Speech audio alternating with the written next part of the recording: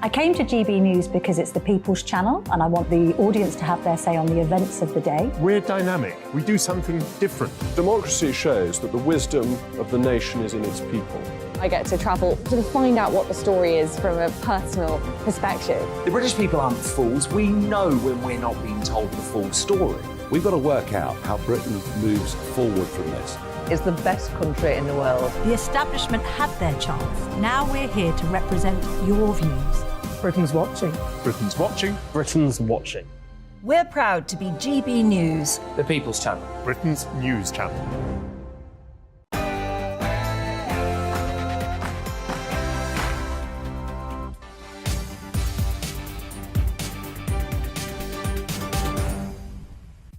A very good afternoon. It's 12 noon. You're with GB News Live. I'm Mark Longhurst, and coming up for you this Monday lunchtime, Suella Braverman visits Rwanda, a GB News exclusive as our cameras follow her to the capital Kigali. Our Home Affairs editor Mark White interviews the Home Secretary there ahead of what may be a legal breakthrough on the deportation flights. President Xi of China arrives in Moscow for talks with Vladimir Putin. Beijing says the trip will foster friendship and peace, but could it deepen rifts with the West over Ukraine? And what threat could a new Russian-Chinese axis pose? And bank shares and markets have been tanking, there are more strikes, and it's probably raining where you are. But never fear, it's International Happiness Day today. Yes, so don't forget to let us know what keeps you happy. gbviews at gbnews.uk. But before that, latest headlines with Tamsin.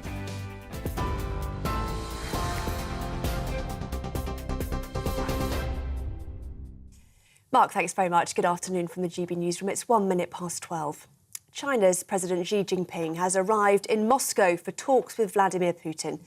The trip comes just days after the International Criminal Court issued an arrest warrant for the Russian president on charges of war crimes. It's President Xi's first visit to Russia since the start of the invasion of Ukraine. He acknowledged that solutions are not easy, but called for pragmatism. President Putin has welcomed what he called China's willingness to play a constructive role in resolving the crisis, but warned he'll reject any ultimatums. US security expert Andrea Kendall-Taylor described the visit as a signal of solidarity between the countries. Him going to Moscow at this time provides a really important signal of his continued support for Putin. And of course, that is designed to show the United States in particular that these two countries are aligned, that they have this deep partnership, and that they stand in opposition to the United States, that they are united in pushing back against US and Western influence that they see as limiting their power on the international stage. Meanwhile, justice ministers from around the world are meeting in London today to discuss increasing support for the International Criminal Court. The UK's Deputy Prime Minister Dominic Raab says the 40 nations are united behind one cause: to hold war criminals to account for what he described as the atrocities in Ukraine. President Putin is accused of being responsible for the kidnapping and deportation of thousands of Ukrainian children. The Kremlin called the allegations outrageous and unacceptable. The Home Secretary has spoken exclusively to GB News about the government's migration policy, insisting it's the right way to solve the small boats crisis. It comes after Suella Braverman said migrants could be sent to Rwanda by the summer. The agreement between the two countries has been expanded to include all illegal migrants, not just asylum seekers. Ms Braverman yesterday said she'd held constructive talks with the European Court of Human Rights over possible reforms to the injunction that halted migrant flights to the country. Our approach in the United Kingdom to stopping the boats is both firm and robust. Our illegal migration bill will make clear that if you arrive in the UK illegally, you will be detained and you'll be swiftly removed. And at the same time, it's humane and compassionate. And people who are relocated to Rwanda will receive a safe and secure reception. And I think those two elements, robustness with our legal processes in the UK, combined with compassion, is the way to solve this problem. London stock markets and the UK's oil and gas prices tumbled this morning despite the state-backed rescue of troubled bank Credit Suisse. UBS agreed to buy its Swiss rival in a deal worth more than £2.5 billion. The FTSE 100 fell by 1% to its lowest in more than 4 months, but has now stabilised. Shares in Credit Suisse also dived by more than 60%. The Bank of England remains confident that UK banks are safe and sound. Boris Johnson's defence against claims he lied to Parliament over the partygate scandal could be published today. The former Prime Minister will give evidence to the Privileges Committee on Wednesday. The committee will publish its findings on whether Mr Johnson committed a contempt of Parliament and then make a recommendation on any punishment. The House of Commons will make the final decision. A spokesperson says Boris Johnson's position will be vindicated. The BBC is urging its staff to delete TikTok from any work devices unless they're using it for editorial and marketing reasons. It comes after the social media app, which is owned by Chinese internet company ByteDance, was banned on UK government phones amid fears of sensitive data being accessed. TikTok has strongly denied allegations that it hands users' data to the Chinese government, saying the bans are based on fundamental misconceptions and driven by wider geopolitics. The average price of a home in the UK has jumped almost £3,000 in March. Property website Rightmove says this was driven by an increase in asking prices, which have spiked by almost £8,000 on average. Rightmove's chief executive described the current market as unsustainable. This is GB News. More from me shortly. Now, though, it's back to Mark.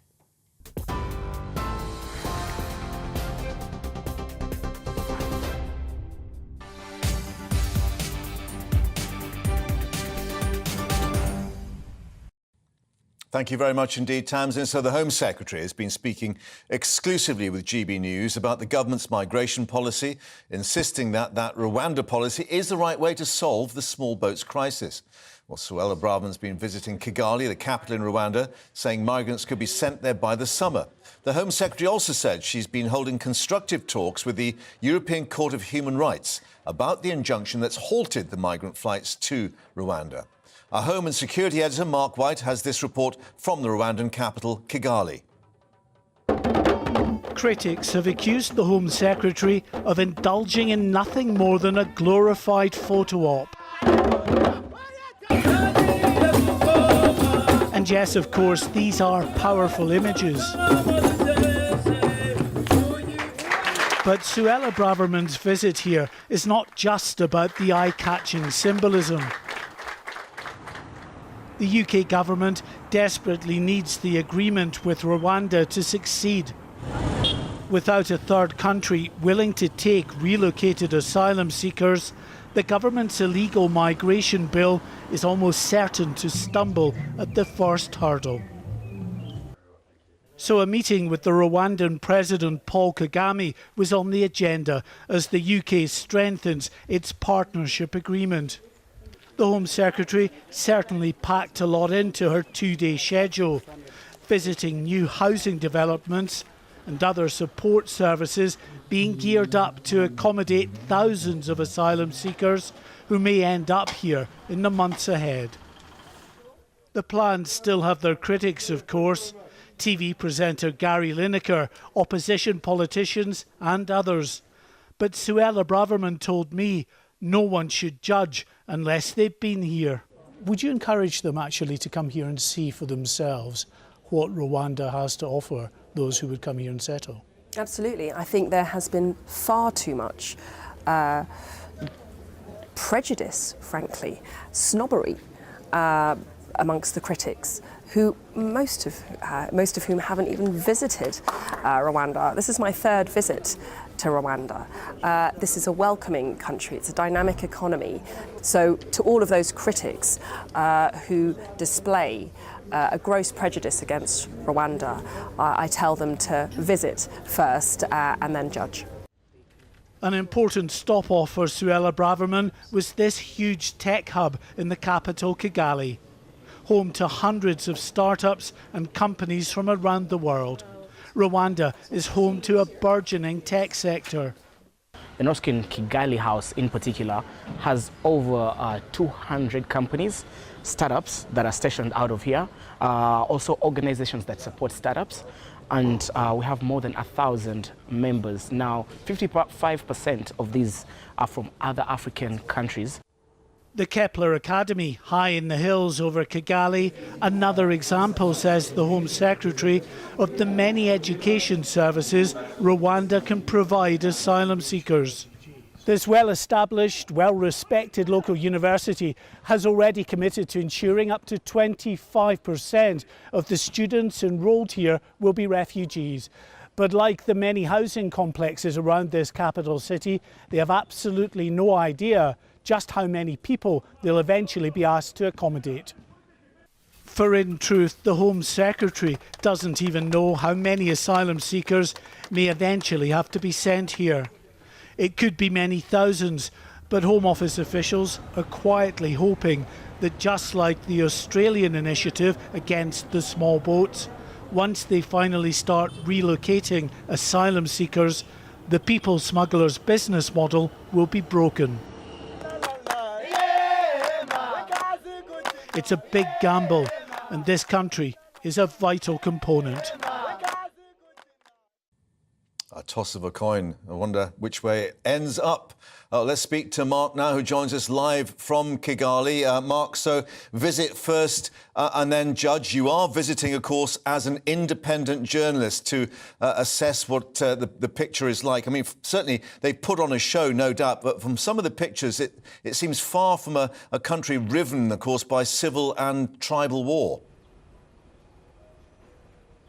Yeah, I mean, that's not to say that Rwanda doesn't have its challenges. It does. There are conflicts that have been raging on the border with the Democratic Republic of Congo. The DRC have accused Rwanda of supporting rebel groups who've taken some land in the eastern part of the DRC. So there's certainly some issues there.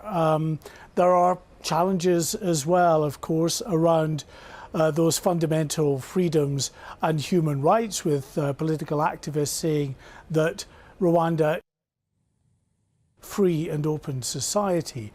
Now, from what I've seen, you know, it's difficult to judge. But those I've spoken to refugees and asylum seekers who've come here, Mark, and made a life for themselves. And they say, you know, on a day-to-day basis, you know, their fundamental freedoms are absolutely enshrined in the way in which this government has operated and treated them. So it is, you know, it's a country where there are opportunities. It's a developing country, though. We mustn't forget that. It's not fully realised like the UK.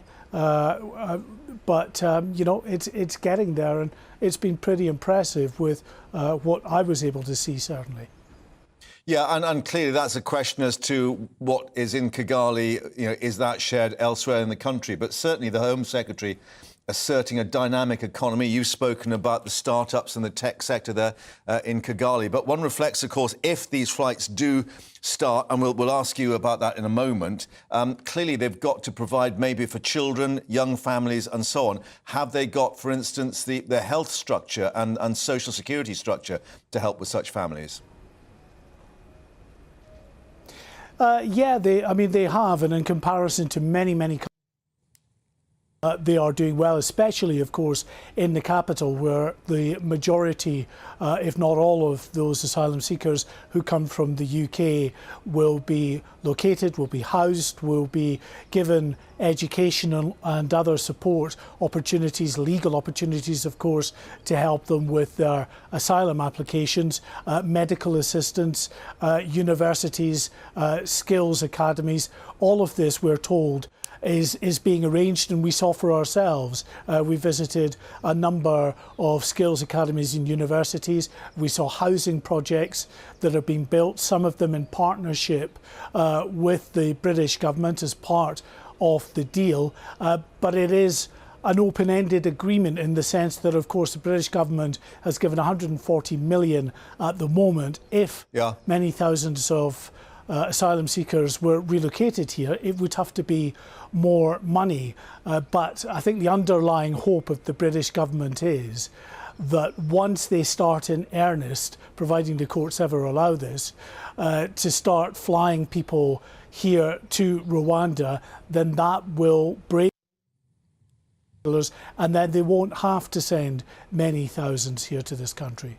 Well, you used the phrase there, if the courts allow. Clearly, that's the other development. We are expecting the Home Secretary to speak in the Commons about 2:30 this afternoon. But there are these indications where perhaps she believes the European judges, that the Court of Human Rights maybe is moving in terms of the injunction that had been in place stopping some of these flights.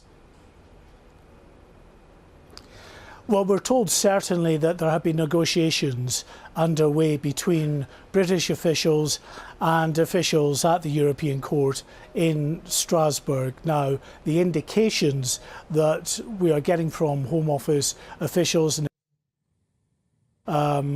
sort of expression from Suella Braverman as well is that it might be moving in the right direction, that they might get some movement on this controversial Article 39. It effectively allows for people to appeal to the court in Strasbourg if they feel that their human rights are going to be infringed. And then that court, controversially of course for many people in the UK, can issue effectively an injunction to the British government, forcing them back to the UK courts as they have been forced to do with this policy, which again, by the High Court, has been ruled as lawful. It's got to now go to the Court of Appeal, but if that is again ruled as lawful, then the British government is hoping that they can begin those flights, sending them to Rwanda really before the summer, or certainly by the summer. Yeah.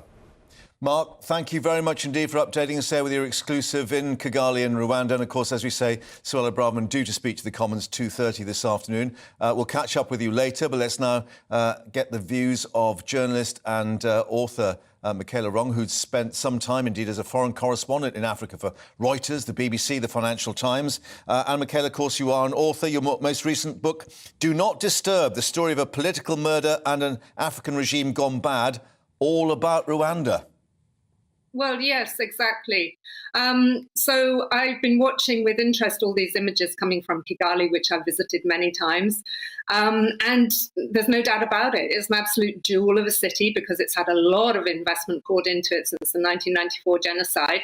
And a lot of that, of course, was thanks to foreign aid, because there was a feeling in the West that we needed to help Rwanda after that horrific episode.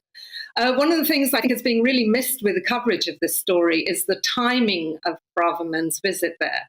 This is a really bizarre time, a grotesque time, in my view, for her to be visiting.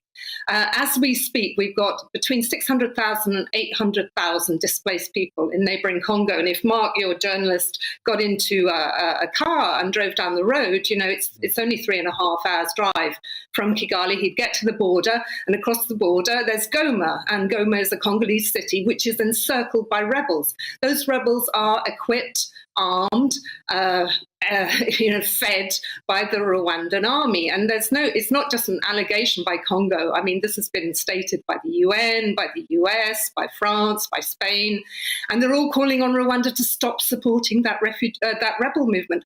So on the one hand, you've got Rwanda saying, yes, send us, these migrants from the UK and send us 140 million pounds that you have attributed to that. You know, that's very, very welcome. But we don't want the Congolese refugees.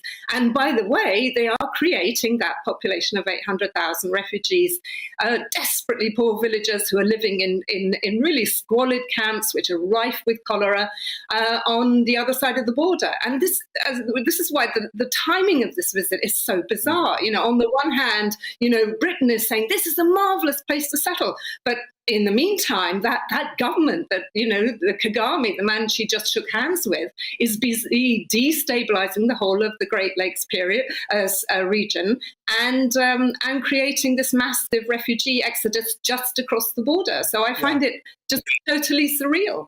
Yeah, and one wonders, of course, what those refugees from the Democratic Republic would make of the hotel rooms that are earmarked for the British migrants. However, what do you make of the argument that people say that it's a positive move to get the international focus on Rwanda, that it will have to adhere to international standards as a result of these migrants arriving there? Has she mentioned the M23 rebel movement? Has she actually cited the situation in Congo? She's completely ignored it. And just a year and a half ago, before Priti Patel unveiled this very controversial deal, Britain was raising its concerns about human rights in Rwanda domestically, because it's also got a terrible human rights record as far as its own opposition is concerned, as far as its own freedom of the press, its own journalists who it has jailed and hounded and harassed. And Britain used to be very vocal in raising those issues internationally at the UN. And all of that has gone completely silent since this Priti Patel announced the deal, and now Braverman has endorsed it. So, I mean, really, do we really think Braverman raised that issue during her chats with Kagame? I really find that very hard to believe. And let's face it, we all know if you say something in private, it often doesn't register. You have to say it in public with Kagame. But we assume that if the flights start, if substantial numbers are taken there, then there will be journalists who will find out the stories and report that they are more open to the international arena of criticism or observation. Yes, and I really welcome that, because they'll find that they are operating, those Western journalists will find they're operating in a very hostile environment. There is no freedom of speech in Rwanda. The leading opposition figure is under permanent house arrest. She can't campaign. She can't meet people she won't be able to run for future elections. One of the last independent journalists in Rwanda died in very mysterious circumstances just recently. Every single media outlet basically gives you the official line. So, when the Western journalists go in and start reporting on conditions for those refugees, who, let's be clear, are being treated in a completely different way from many of the African refugees who are already there in 6 large tented camps. There are 140,000 of them. But when the journalists go in and report on this very special group of British paid migrants, they're going to find that it's not a very easy place to work, and that if they report anything that the authorities don't like, it will be sent packing pretty quickly. So given that, would you go back in? Would you consider reporting on what happens to these people if they're flown back? Well, I would consider going, but I don't think for a moment that I would get media accreditation, which is the first step I would need to cross to get into that country. Journalists like me tend to be blacklisted by governments like Rwanda's. But certainly you'll still observe from outside on what's going on, and perhaps what might be the case with, as you say, the border with Congo, because that'll be a major concern. I will be following it, for sure. Yeah. Michaela, thank you very much indeed for your time. It's been very interesting to speak to you. Thank you very much for joining us on GB News. Your pleasure. And of course, as we said, we've got the Home Secretary speaking to the Commons at 2:30 this afternoon to update us on the position with the European Court. Coming up, the rescue of Credit Suisse. Is it a rescue? European bank shares drop sharply again. We'll be getting the latest with our economics editor, Liam Halligan, on that. But let's take a break.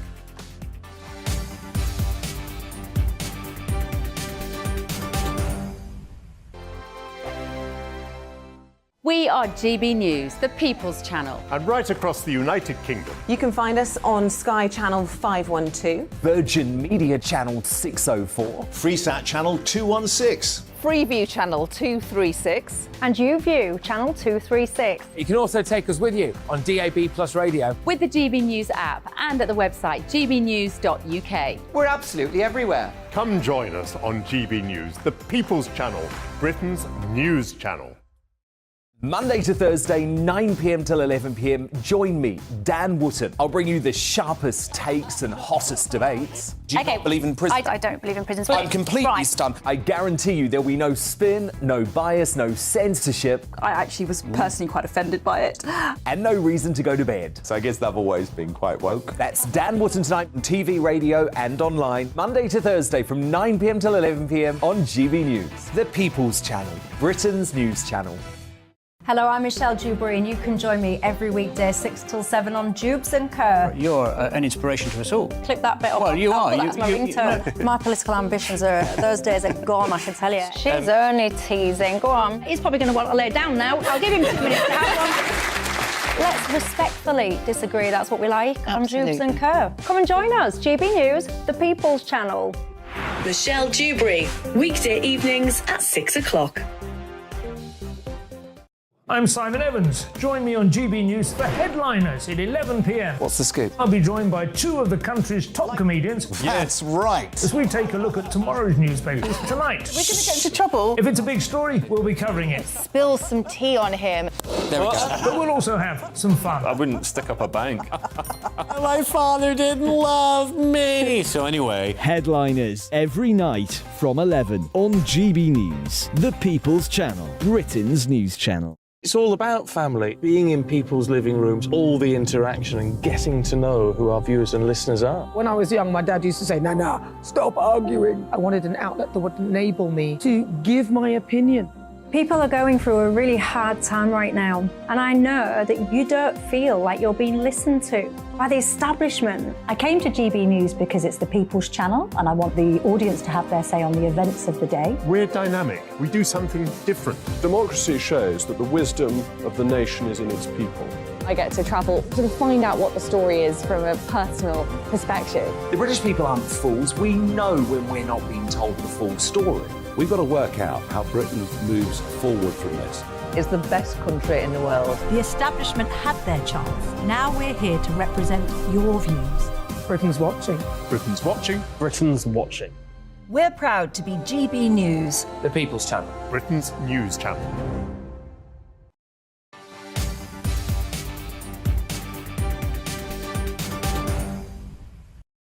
Well, just reflect before we talk about the economic news. It is International Happiness Day. Just let that soak in. But European bank shares dropped sharply again this morning in the wake of the rescue of that troubled bank Credit Suisse by rivals UBS. Markets have steadied since then in London, we have to say. But, of course, it's been a turbulent 10 days for money markets and banks across the globe following the original collapse of the Silicon Valley Bank in the United States. Well, joining us now in the studio, our economics and business editor, Liam Halligan with On the Money. Or should that be without money? Where's the money? Yeah, $17 billion wiped out of the debt of Swiss bondholders because clearly, you know, the alarm bells rang over Credit Suisse, which is a major international bank. It's not like Silicon Valley Bank. You know, it matters when they go west. All this stuff seems so otherworldly to 99% of people. I totally understand that. But lots of GB News viewers and listeners will remember what happened in 2008 when global banks were solid until suddenly they weren't. We had a run on a bank in the UK for the first time since the mid-19th century. Northern Rock closed. We are not yet in that situation. We are by no means yet in a 2008... Bank of England saying the banking system is safe and sound. Well, as Mandy Rice-Davies said... They would say that. They would say that, wouldn't they? But I'm not here to spread doom and gloom. I'm not here to spread alarm. I have been looking at the situation quite closely and talking to quite a lot of people in the markets. The difference between what happened a couple of weeks ago with Silicon Valley Bank, of course, the US branch was folded. The UK subsidiary was bought by HSBC, a major British bank. And that seems to be quite stable. I genuinely think the Bank of England and the Treasury did a good job. Whether there really is no cost to the taxpayer, let's wait and see. I think the Prime Minister's over-egged that particular statement, with all respect to him. But this is a different league. This is Credit Suisse, what used to be CSFB, Credit Suisse First Boston. This bank is one of the 30 systemically important banks in the world. It is literally too big to fail. Despite the reforms that followed 2008, there are still many too big to fail banks. Why? Because they're very powerful and powerful people run them and they can push politicians around. That's the reality of our banking industry across the world. And the situation we're in now is that a bank that has a bigger balance sheet than the whole of the Swiss economy, right, is 850, 900 billion pound, grotesquely huge bank, bigger than the whole economy of Switzerland, which is a major economy. It's now been... UBS, another major Swiss bank, has pretty much been forced to take over Credit Suisse in order to try and stem the idea of a bank run. And we remember, of course, UBS many years, or not that long ago, was the one that was in trouble. And, you know, that phrase, as safe as a Swiss bank, well, maybe sort of reassess that. But just to explain to people that a lot of the problems are because they've been holding bonds which are usually pretty safe things, but the value is based on interest rates. And we've seen what's happened to interest rates. So therefore, the Fed, the Bank of England, European Central Bank, they've all got a part to play in this. They have. Now, for a long time, some of us were saying inflation is coming, central banks need to start raising interest rates. We were dismissed and we were derided. And then inflation got to a 30-year high in January last year. And then Putin invaded Ukraine and inflation went to a 40-year high because of much higher oil and gas prices and all the rest of it. And suddenly central banks thought, crikey, we have to act, we have to start raising interest rates. So they've gone from not raising interest rates at all to raising interest rates very quickly and by more than they otherwise would have had to. We've had 10 interest rate rises, Mark, since the early part of last year in this country. Similarly, the Fed's been very aggressive. And what that does is higher interest rates, it lowers the price of the debt that a lot of these banks hold, particularly government debt, and that makes their balance sheets look a lot weaker. And when they've got weaker balance sheets, Mark, the investments they've done, the loans that they've extended look a lot shakier than they did numbers don't add up. Before. So we've got an interest rate we've got an interest rate decision coming up. What happens now? Because obviously the Bank of England is meeting this week. We've got the European Central Bank that raised by 0.5 point, 0.5%. Are they going to think we've got to hold off a little bit? And what does that then do for inflation? We have indeed got another interest rate decision on Thursday, but the really big news event financially this week is on Wednesday, when the Federal Reserve, America's central bank, by far and away the most important central bank in the world, will decide. I actually think, despite doing lots of interest rate rises, I actually think because the banking system across the world is starting to look a bit shaky, the share prices of other banks have fallen, even quite big banks, because if Credit Suisse is vulnerable, then who else is going to be vulnerable? The Fed, I think, on Wednesday will avoid an interest rate rise. I think the Fed will keep rates where they are. That then gives the Bank of England scope to keep rates where they are. The best outcome here is that the interest rate rises stop, and the banking system gets through this squall. That's the best scenario. A worse scenario, of course, is that this crisis spreads. I wouldn't yet call it a panic. We must be really careful about our use of words. Let's reflect. There's a guy called Larry Fink, wonderful name, but he's chief executive BlackRock, biggest money manager in the world. Huge amounts of money. And he spoke last week about the start of a slow rolling crisis. Does he know something that other people don't, or just don't want to admit publicly?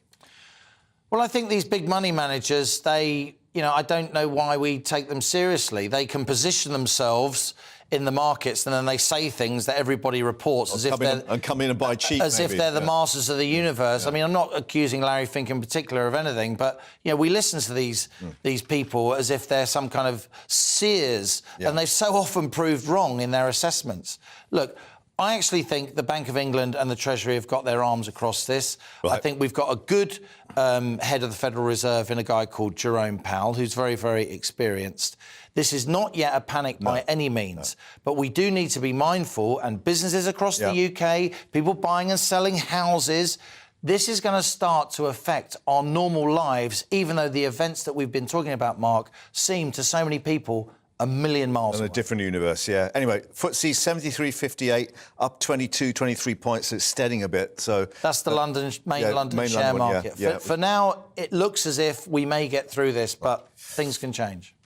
And we'll bring the bad news here as it happens on International Happiness Day. Let's reflect on. Anyway, coming up, Boris Johnson set to publish his defence against claims that he lied to Parliament over partygate. What will the dossier contain? Discussing that with our Deputy Political Editor, Tom Harwood. But let's get an update now on all the headlines with Tamsin.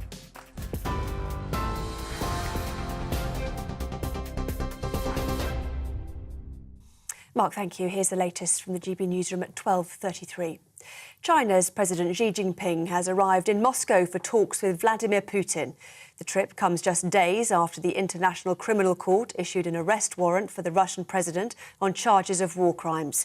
President Xi has called for pragmatism on Ukraine. President Putin has welcomed what he's called China's willingness to play a constructive role in resolving the crisis, but warned he'll reject any ultimatums. The Home Secretary has spoken exclusively to GB News about the government's migration policy, insisting it's the right way to solve the small boats crisis. It's after Suella Braverman said migrants could be sent to Rwanda by the summer. Ms Braverman says she held constructive talks with the European Court of Human Rights over possible reforms to the injunction that halted migrant flights to the country. Our approach in the United Kingdom to stopping the boats is both firm and robust. Our illegal migration bill will make clear that if you arrive in the UK illegally, you will be detained and you'll be swiftly removed. And at the same time, it's humane and compassionate. And people who are relocated to Rwanda will receive a safe and secure reception. And I think those two elements, robustness with our legal processes in the UK, combined with compassion, is the way to solve this problem. Downing Street says it's confident the UK banking system remains safe and well after the state-backed rescue of Credit Suisse. UBS agreed to buy its Swiss rival in a deal worth more than £2.5 billion.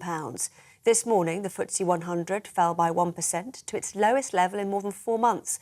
But the markets have now steadied. Shares in Credit Suisse, however, dived by more than 60%. TV, online and DAB Plus radio, this is GB News.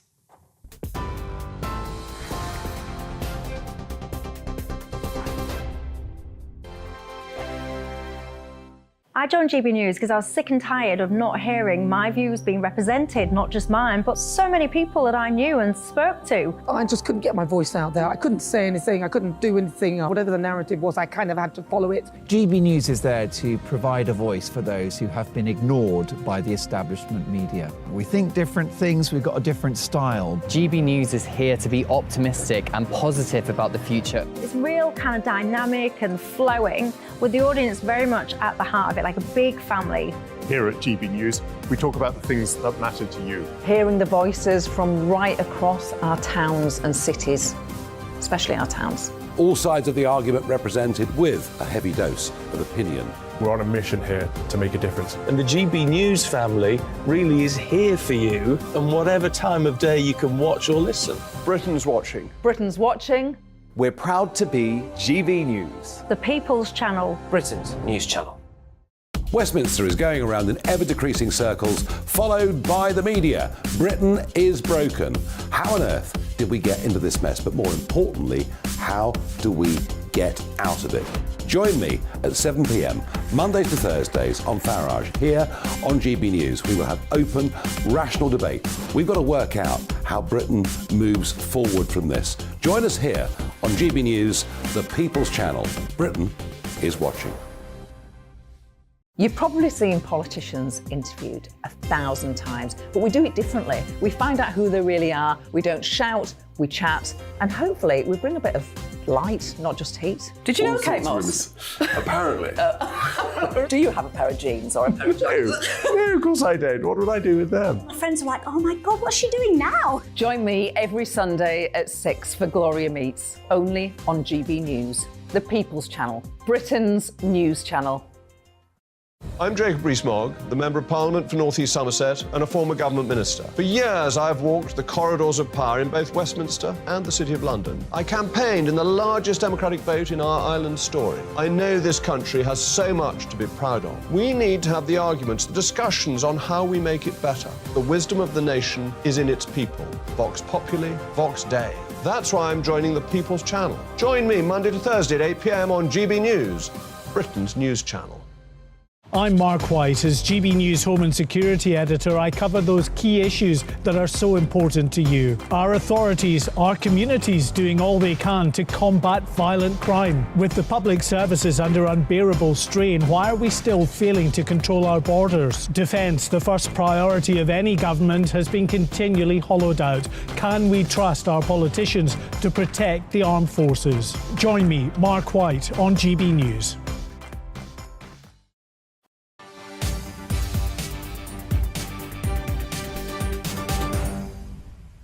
And welcome back to GB News Live. It seems as if the Boris Johnson show is back in town in a big way. He's set to submit a written dossier of evidence in an attempt to clear his name over allegations that he misled Parliament over the so-called partygate scandal.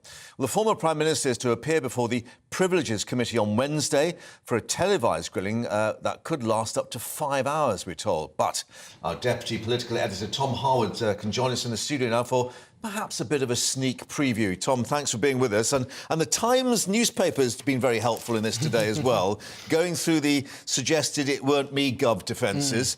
The inquiry is unlawful. The committee's politically biased. New WhatsApp messages put me in the clear. The general assumption that events were compliant and Johnson acted in good faith. Is that a bit of a sort of throw everything at the kitchen wall and see what sticks? It could be described as that. Of course, people around Boris Johnson would be saying that there are legitimate points behind each of those, not least tweets that have resurfaced in the last few days that were sent by Harriet Harman, who is the temporary chairperson of this committee, who has said words to the effect of she believes Boris Johnson was guilty of knowingly misleading Parliament in a series of tweets that were sent last year. So there is some concern in the Boris camp that this isn't the most impartial investigation that could be imagined, because the person leading it seemingly had already made up her mind. Yeah, and we've also got WhatsApp messages back in focus after Matt Hancock and the whole COVID issue. But this time a WhatsApp message from the Director of Communications, perhaps to substantiate Johnson's claim in the comms that he was or had been assured no rules were broken. This is the key point that Boris Johnson will drive home, that this wasn't just him going out on a limb and flagrantly lying before Parliament. This is him following the advice of his civil servants and his team within Number 10, who said that this is the line to take. The WhatsApp message, which hasn't been made public yet, we were expecting it to be made public as part of this dossier, which originally was expected this afternoon, but now may be coming about tomorrow, in any case, before Wednesday. Yes, yeah. Which includes messages from senior civil servants saying this is the line to take, that there was an exemption in place for workplace events, that no rules were broken. And if Boris Johnson was being advised that by his senior civil servants, the line goes, well, perhaps he was then acting in good faith before Parliament. Yeah, and just to explain to our viewers and listeners that this is high-stakes drama, because if the committee decides to sanction him and basically indicate that they believe he knowingly or deliberately lied to Parliament, that's it. He's out of politics, effectively. It's a crucial step along that road. To explain very briefly, firstly, the committee would have to find a sanction against him that was equal to or worth more than a 10-day suspension from the House. OK. Because that's the level at which the threshold is met for what's called a recall petition. So the people of Uxbridge and South Ruislip, his parliamentary constituency, could, if Boris Johnson is recommended for suspension for 10 days or more by this committee, and then that is voted by the House of Commons in a free vote, as we know it will be a free vote. Just to explain that Rishi Sunak, the Prime Minister, has allowed MPs a free vote. That in itself is significant. So the steps would be: the committee has to recommend this sanction of more than 10 days. Parliament then has to vote for this sanction of more than 10 days. The people of Uxbridge and South Ruislip, or a percentage of them, then have to petition for a recall petition. Right. And then that petition has to pass a threshold and a by-election is called, and then Boris Johnson, who is able to stand in that by-election, would have to lose that by-election. So that's 5 or 6 steps that would have to be passed in order to deliver that. Quite a process. Now, as we say, it's going to be televised, could last 4 or 5 hours. We assume that he'll be quite closely questioned, but it's not necessarily that he'll give evidence all himself, because he's got a legal team led by Lord Pannick. Yes, Lord Pannick, the distinguished KC, crossbench member of the House of Lords, will, I hear, be sitting next to Boris Johnson throughout his testimony. No doubt he'll be speaking at some parts as well, acting as sort of the finer details to Boris Johnson. But does that mean that Boris Johnson could decline to answer on legal advice, or does he have to basically answer everything that the committee puts to him? Well, he would look shifty, I suppose, if he declined to answer a certain question. There's no compulsion for him to answer the questions that are set before him, but ultimately this is what is, in his judgment, is most likely to get him through this sticky situation. Of course, there is a little bit of a worry for Boris Johnson here, because normally when these sort of investigations are undertaken by the Privileges Committee of the House of Commons, they're about finding whether or not a minister may or may not have knowingly misled Parliament. Right, That's the phrase. This time it's different. The Privileges Committee have changed what they're looking for. Instead of knowingly misleading Parliament, the phrase is now recklessly misleading Parliament, which is a subtly different thing. It's not really been tried before in the House of Commons. So it could be, we could end up in a situation where... So it might need a different burden of proof to actually get that accepted by the committee. Exactly. It could be a situation whereby Boris Johnson is found to have been unknowing in terms of how he acted before Parliament, but that the committee decree that he was reckless. Still now, reckless as a result. it's a very hard line to draw, and it hasn't been tested before. And what time's the show start? Well, 2 p.m. tomorrow. Well, no, 2 p.m. on Wednesday. God, I'm getting ahead of myself. But we might get details of his defence coming out tomorrow. If We it's might public, get. People are on tenterhooks waiting for this. We just know it will be before the committee. We'll hear it here first on GB News, of course, with Tom. Thank you very much indeed for the moment. Let's reflect now on international politics, because a certain Xi Jinping has landed in Moscow, the first international leader to meet... Well, he hasn't actually met him yet. That's the other interesting thing, since he was charged by the International Criminal Court of War Crimes in Ukraine. China's saying it's for friendship and peace. Russia saying the leaders will discuss a comprehensive partnership and strategic cooperation. But what can we expect from the two leaders? Let's speak to someone who spent much of his career in and around China, Charles Parton, Associate Fellow at the Royal United Services Institute. Thank you for joining us once more, Charles. Just mentioning about the meeting, because we know that Putin was not there on the tarmac to greet Xi. We understand that he's kept him waiting at the moment before the handshake. So is there a bit of power play going on here? I think it's impossible to know. I would doubt it. I mean, Xi Jinping, Putin is known to play those sorts of games, but I would doubt that he plays it with Xi Jinping. Yeah, because one assumes it is China in the driving seat, given Moscow's difficulties and the fact that, obviously, they need to get their oil and gas out to the international market somehow. Yes, China very much in the driving seat. I mean, it's not just the oil and gas that it's getting at a better price and in greater quantities, but also because Russia's been cut out of the markets for other imports, then Chinese imports have got a much freer rein, and they've also gone up quite considerably. Although, let's put it into context. I mean, the Russian market is very small compared to the European or the American market. And what do we think Xi will be saying to Putin? Sort this out, because it's really too much of a distraction. It's causing us too many problems. Or is it that he will say, you know, we stand by you and we might even provide you with a few more arms? Well, of course, we'd all love to know the answer to that question and be a fly on the wall. I suspect somewhere in the middle. I mean, I don't think that Xi Jinping will be giving instructions to Putin, because he probably knows that they won't be accepted unless Putin thinks they're what he wants to do anyway. But the Chinese position is clear. I mean, no nuclear weapons. But beyond that, I don't think that we're going to see the Chinese come away from their normal position, which is not to be hyperactive in these situations, or indeed very active at all, but rather to let others get on with it, and for them to see where their own advantage lies and to take that advantage from the situation that develops. And what could that advantage be? Well, I think one should start with the first thing, that why does China enjoy its relations with Russia in the way that it does? Because China's foreign policy is based on a very deep and unmoving anti-Americanism. Yeah. And the enemy of my enemy is my friend. So I don't think Xi Jinping would like... I think he would be very worried if Putin fell, because Russia might then incline more towards the West. That would be a bad scenario. So I think China would like to make sure that Putin stays in power, but not in a way that would cause, for instance, sanctions to be put on China if it took too active a part by supporting with weapons or things like that. I was going to ask you, has Xi got to tread a very fine line, because clearly if Washington believes that China is going to become more directly involved, either with arming or direct help, then we start talking about sanctions against China on the international front. And Beijing is not going to want that. Yes, I mean, I don't know how fine that line is. I think it's fairly obvious.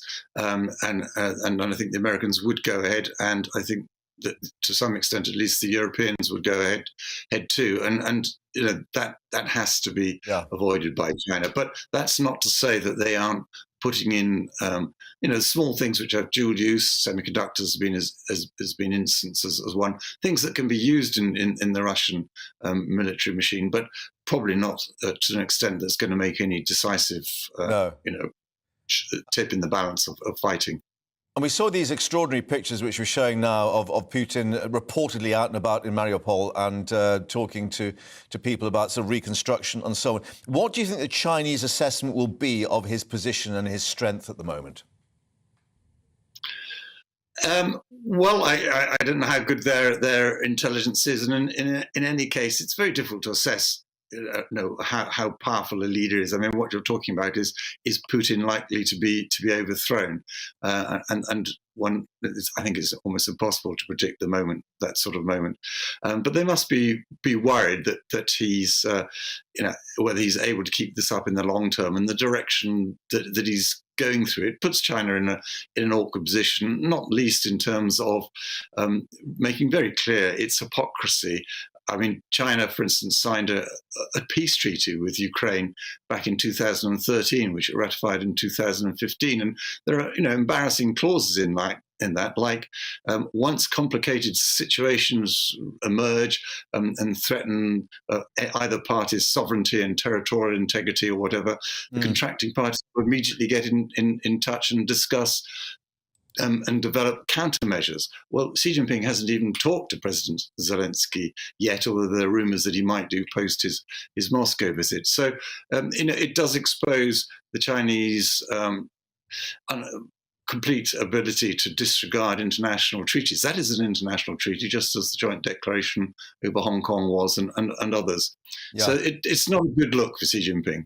No, indeed. Well, we'll see what happens as and when the handshake takes place. Still no pictures, we're being told, which is interesting in itself. But thank you very much indeed, Charles, for your assessment, and we'll see what emerges this afternoon. Well, assessment of a sort of pretty gloomy international picture there. But fear not, because today is the UN's International Day of Happiness. Yes, it's official. The day aims to make people across the world more aware of the importance of happiness in their lives. In the survey by Rightmove last year, a certain town in Yorkshire named as one of the happiest places to live in the UK. And from that happy town, our happy reporter Anna Riley has sent us this happy report. On the International Day of Happiness, where better to visit than the Victorian spa town of Harrogate. It's been voted the happiest area to live in Yorkshire due to its green spaces, stunning architecture and the friendly folk that make the place. And the town also puts a smile on the face of its many visitors. Since 1571, people have been flocking here from far and wide once the spa waters were discovered to really feel those health benefits of the spa waters. They came here to do that and to take the waters. That's where it all started, really, and it's only sort of increased since then. People still coming for those health benefits to make themselves feel good in the Harrogate district. And feel happy. And feel happy, definitely. Just down the road is the Fat Badger pub, and staff here say it's the happiest alehouse in town. It's got its own little feel as Harrogate. It's different than a lot of places. I can't put my finger on the happiness, but I think most of it stems down to the Fat Badger. Sometimes wake up and think, do you know, I look after pretty much what we think is the best pub in Harrogate, and Harrogate's regularly voted the happiest place to live in the UK, and the UK is a lovely place to live. It's like, got a pretty good job, really, haven't I, when you put it that way? With plenty of places to eat and drink, Harrogate also makes for delightful dining. I moved here 25 years ago. When you come to Harrogate, you just don't ever want to go away. It's great for food and drink around here. You know, the local produce that we have, the growers, the farmers. North Yorkshire is known for having some fantastic agriculture, and it means that we can buy and deliver fantastic produce, great beers. We've got a load of great breweries around here, like Black Sheep and the likes, on our doorstep. So, again, what's not to love? And the people here are certainly pleased with the town they call home. Everyone's very friendly, and you get a good mix of tourists and locals here as well. It's just got everything going for it. I've got 4 dogs, and I live just at the top of the Stray. I can just step out my doorstep and walk for hours in beautiful scenery. So it's got that perfect mix of town and country, and why wouldn't you want to live here? It's amazing. I think what's really nice is the big green open spaces as well, and a sense of identity. So it seems happiness can certainly be found in Harrogate. Anna Riley, GB News. And let's all be happy and smile. Well, unless you're a Fulham fan, perhaps, because let's turn to sport now. And we had the FA Cup this weekend with, some pretty interesting scenes in Manchester United versus Fulham. Cottagers in control of the game after Mitrovic gave them the lead 5 minutes into the second half. But then the wheels came off with about 20 minutes left. Manager Marcus Silva, Willian and Mitrovic himself all sent off within 40 seconds of one another. Yes. 3 red cards in 40 seconds following a VAR review into Willian's handball. And the winners now facing Brighton and Hove Albion after Evan Ferguson scoring a brace for the Seagulls to end Grimsby's fairy tale FA Cup run with a decisive 5-0 victory over the League Two side. And the man who was following it all was broadcaster and journalist Chris Scudder. Breathless keeping up with all the action, or keeping up with the red cards at least, Chris. Yeah, amazing game, Mark. It really was. Fulham should have won that game against United. And just implosion, massive implosion. Much broader than just a football match, this, because the red card that involved Aleksandar Mitrovic, when he grabbed hold of the referee. You don't do that in football unless you want a long ban. You can probably remember, Mark, about 25 years ago now, Paolo Di Canio, hot-headed footballer, shoved Paul Alcock to the ground and got an 11-match ban. One of the most shocking episodes in Premier League history. We're not quite at that level, but Mitrovic is in big trouble, trust me. Normally you get 3-match ban for violent conduct, but he completely lost it yesterday, as did his manager, which may have sparked the mayhem. But I think he could be looking at anything up to a 10-game ban here from the Football Association, because we're at a time now when grassroots referees, it's very much a current subject, protecting people from violence and intimidation from players and spectators. So what kind of a precedent does that set? He's in trouble, trust me, and we wait to see what will happen to him. Yeah, it was quite a shove. No argument, I guess, about the handball, though technically, you could see it just banged into his hand for Willian. Yeah, it was a penalty. I mean, it was, but I mean, the Fulham manager Marco Silva had a little bit of previous with the disagreements with him earlier this season. That's why he lost his rag. He said something out of turn, threw a water bottle, he got a red card, and that probably sparked all the rest of the Fulham players. So he should have known better, really. Yeah. But no argument. No, it was a penalty, and they'd have been better off letting the ball go in and make it 1-1, and then play for the rest of the game, because Fulham were better than United on the day, and they should have gone through, really. Yeah, and a quick thought now. Man United meeting Brighton and Hove Albion. A replay of the 1983 FA Cup final, which I remember well, with Jimmy Melia in charge. Yeah, it's your team, isn't it, Mark? Brighton? They're doing pretty well at the moment. I live nearby, so let's just put it at that. Never won a major trophy, which is really interesting. They're 7th in the Premier League at the moment. 1983, the only time they got to the Cup final, and they lost to Man United after a replay. They're playing them now in the semi-final, and trust me, Brighton are a really good team. Really, probably the best run club, or one of them, in the Premier League, and they've got every chance of going to the final, I think. Some very clever signings indeed. Chris, as ever, thank you for joining us, and we'll see what emerges in the rest of the run. Thanks very much indeed. Coming up in this next hour, more from Rwanda and Mark White's exclusive interview and report with Suella Braverman. We'll be updating you.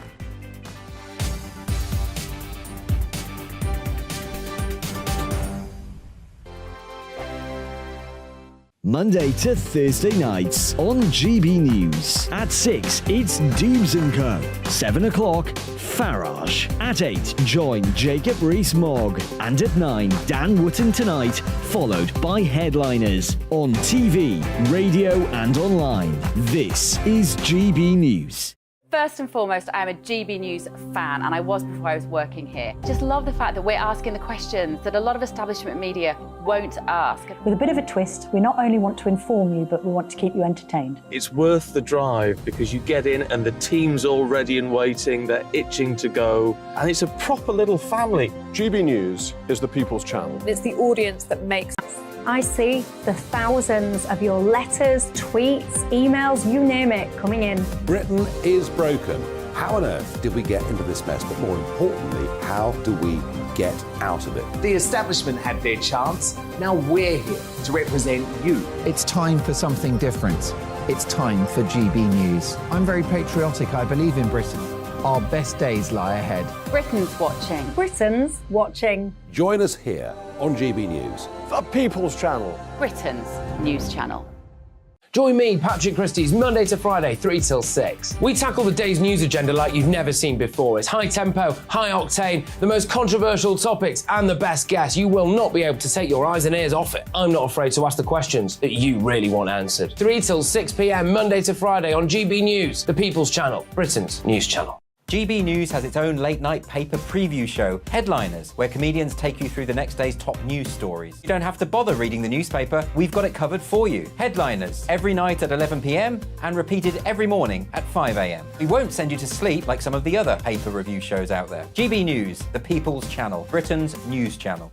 Join me, Camilla Tominey, on Sunday mornings from 9:30, taking the politicians to task and breaking out of SW1 to see how their decisions are affecting you across the UK. Bursting the Westminster bubble every Sunday morning, only on GB News, the People's Channel.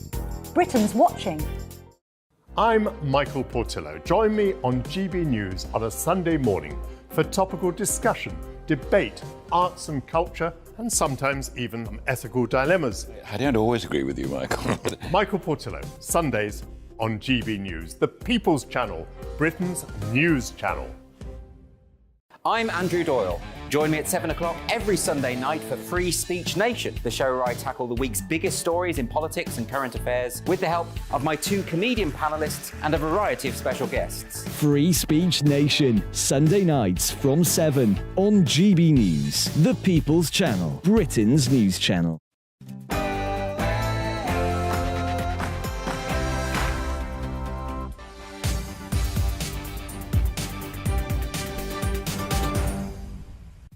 Very good afternoon. You're with GB News Live with me, Mark Longhurst, and coming up for you this Monday lunchtime. Suella Braverman in Rwanda, a GB News exclusive. Our cameras follow her to the capital, Kigali. Our Home Affairs editor, Mark White, interviews the Home Secretary there ahead of what may be a legal breakthrough on the deportation flights. After the rescue of Credit Suisse, European bank shares dropped sharply this morning. What's the bigger picture? We're getting the latest with our economics and business editor, Liam Halligan, and what could be thousands of job losses in London. And we're heading to Scotland for the latest in the SNP leadership race. Just 1 week to go, but have the wheels come off the party's attempts to gain power in Scotland? And as ever, don't forget to get in touch with your views on this, the International Day of Happiness. Yes, what keeps you happy? GB Views at gbnews.uk. Before that, latest news headlines with Tamsin.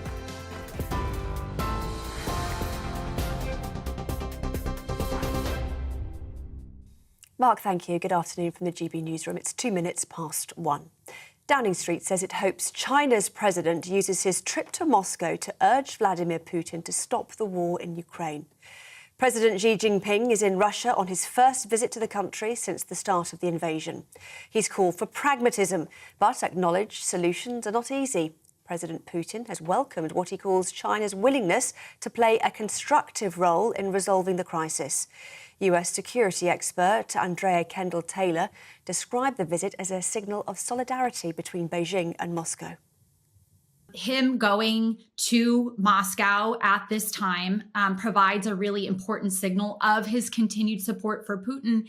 And of course, that is designed to show the United States in particular that these two countries are aligned, that they have this deep partnership, and that they stand in opposition to the United States, that they are united in pushing back against US and Western influence that they see as limiting their power on the international stage. Meanwhile, justice ministers from around the world are meeting in London to discuss increasing support for the International Criminal Court. On Friday, the ICC issued an arrest warrant for Russia's president on charges of war crimes. The UK's Deputy Prime Minister, Dominic Raab, says the 40 nations are united behind one cause: to hold those responsible for atrocities in Ukraine to account. President Vladimir Putin is accused of ordering the kidnapping and deportation of thousands of Ukrainian children. The Kremlin has called the allegations outrageous and unacceptable. The Home Secretary has spoken exclusively to GB News about the government's migration policy, insisting it's the right way to solve the small boats crisis. It comes after Suella Braverman said migrants could be sent to Rwanda by the summer. The agreement between the two countries has been expanded to include all illegal migrants, not just asylum seekers. Ms Braverman says she's held constructive talks with the European Court of Human Rights over possible reforms to the injunction that halted migrant flights to the country. Our approach in the United Kingdom to stopping the boats is both firm and robust. Our illegal migration bill will make clear that if you arrive in the UK illegally, you will be detained and you'll be swiftly removed. And at the same time, it's humane and compassionate. And people who are relocated to Rwanda will receive a safe and secure reception. And I think those two elements, robustness with our legal processes in the UK, combined with compassion, is the way to solve this problem. Downing Street says it's confident the UK banking system remains safe and well after the state-backed rescue of Credit Suisse. UBS agreed to buy its Swiss rival in a deal worth more than £2.5 billion. This morning, the FTSE 100 fell by 1% to its lowest level in more than 4 months, but the markets have now steadied. Shares in Credit Suisse, however, dived by more than 60%. Boris Johnson's defence against claims he lied to Parliament over the partygate scandal could be published today. The former Prime Minister will give evidence to the Privileges Committee on Wednesday. The committee will publish its findings on whether Mr Johnson committed a contempt of Parliament and then make a recommendation on any punishment. The House of Commons will make the final decision. A spokesperson says Boris Johnson's position will be vindicated. The BBC is urging its staff to delete TikTok from any work devices unless they're using it for editorial and marketing reasons. It comes after the social media app, which is owned by Chinese internet company ByteDance, was banned on UK government phones amid fears of sensitive data being accessed. TikTok has strongly denied allegations that it hands users' data to the Chinese government, saying the bans are based on fundamental misconceptions and driven by wider geopolitics. The average price of a home in the UK has jumped to almost £3,000 in March. Property website Rightmove says this was driven by an increase in asking prices, which have spiked by almost £8,000 on average. Rightmove's chief executive described the current market as unsustainable. This is GB News. More from me shortly. Now, though, it's over to Mark.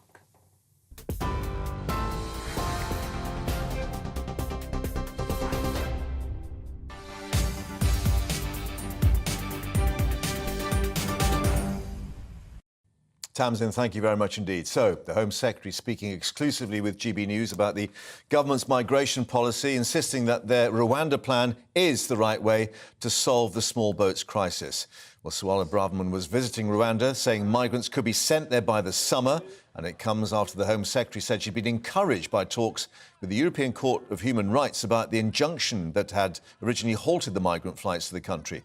Well, our Home and Security Editor Mark White has this report from Rwanda. Critics have accused the Home Secretary of indulging in nothing more than a glorified photo op. And yes, of course, these are powerful images. But Suella Braverman's visit here is not just about the eye-catching symbolism. The UK government desperately needs the agreement with Rwanda to succeed. Without a third country willing to take relocated asylum seekers, the government's illegal migration bill is almost certain to stumble at the first hurdle. So a meeting with the Rwandan President Paul Kagame was on the agenda as the UK strengthens its partnership agreement. The Home Secretary certainly packed a lot into her two-day schedule, visiting new housing developments and other support services being geared up to accommodate thousands of asylum seekers who may end up here in the months ahead. The plans still have their critics, of course. TV presenter Gary Lineker, opposition politicians and others. But Suella Braverman told me no one should judge unless they've been here. Would you encourage them actually to come here and see for themselves what Rwanda has to offer those who would come here and settle? Absolutely. I think there has been far too much prejudice, frankly, snobbery amongst the critics, who most of whom haven't even visited Rwanda. This is my third visit to Rwanda. This is a welcoming country. It's a dynamic economy. So to all of those critics who display a gross prejudice against Rwanda, I tell them to visit first and then judge. An important stop-off for Suella Braverman was this huge tech hub in the capital, Kigali, home to hundreds of startups and companies from around the world. Rwanda is home to a burgeoning tech sector. The Norskin Kigali House in particular has over 200 companies, startups that are stationed out of here, also organizations that support startups, and we have more than 1,000 members. Now, 55% of these are from other African countries. The Kepler Academy, high in the hills over Kigali, another example, says the Home Secretary, of the many education services Rwanda can provide asylum seekers. This well-established, well-respected local university has already committed to ensuring up to 25% of the students enrolled here will be refugees. But like the many housing complexes around this capital city, they have absolutely no idea just how many people they'll eventually be asked to accommodate. For in truth, the Home Secretary doesn't even know how many asylum seekers may eventually have to be sent here.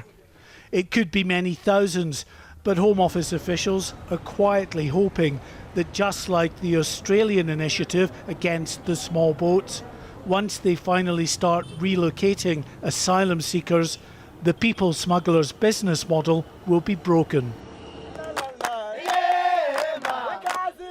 It's a big gamble, and this country is a vital component. Let's get the latest now live with Mark, who's still in Kigali for us. And Mark, the line there, no one should judge unless they've been here. You are there as an independent journalist.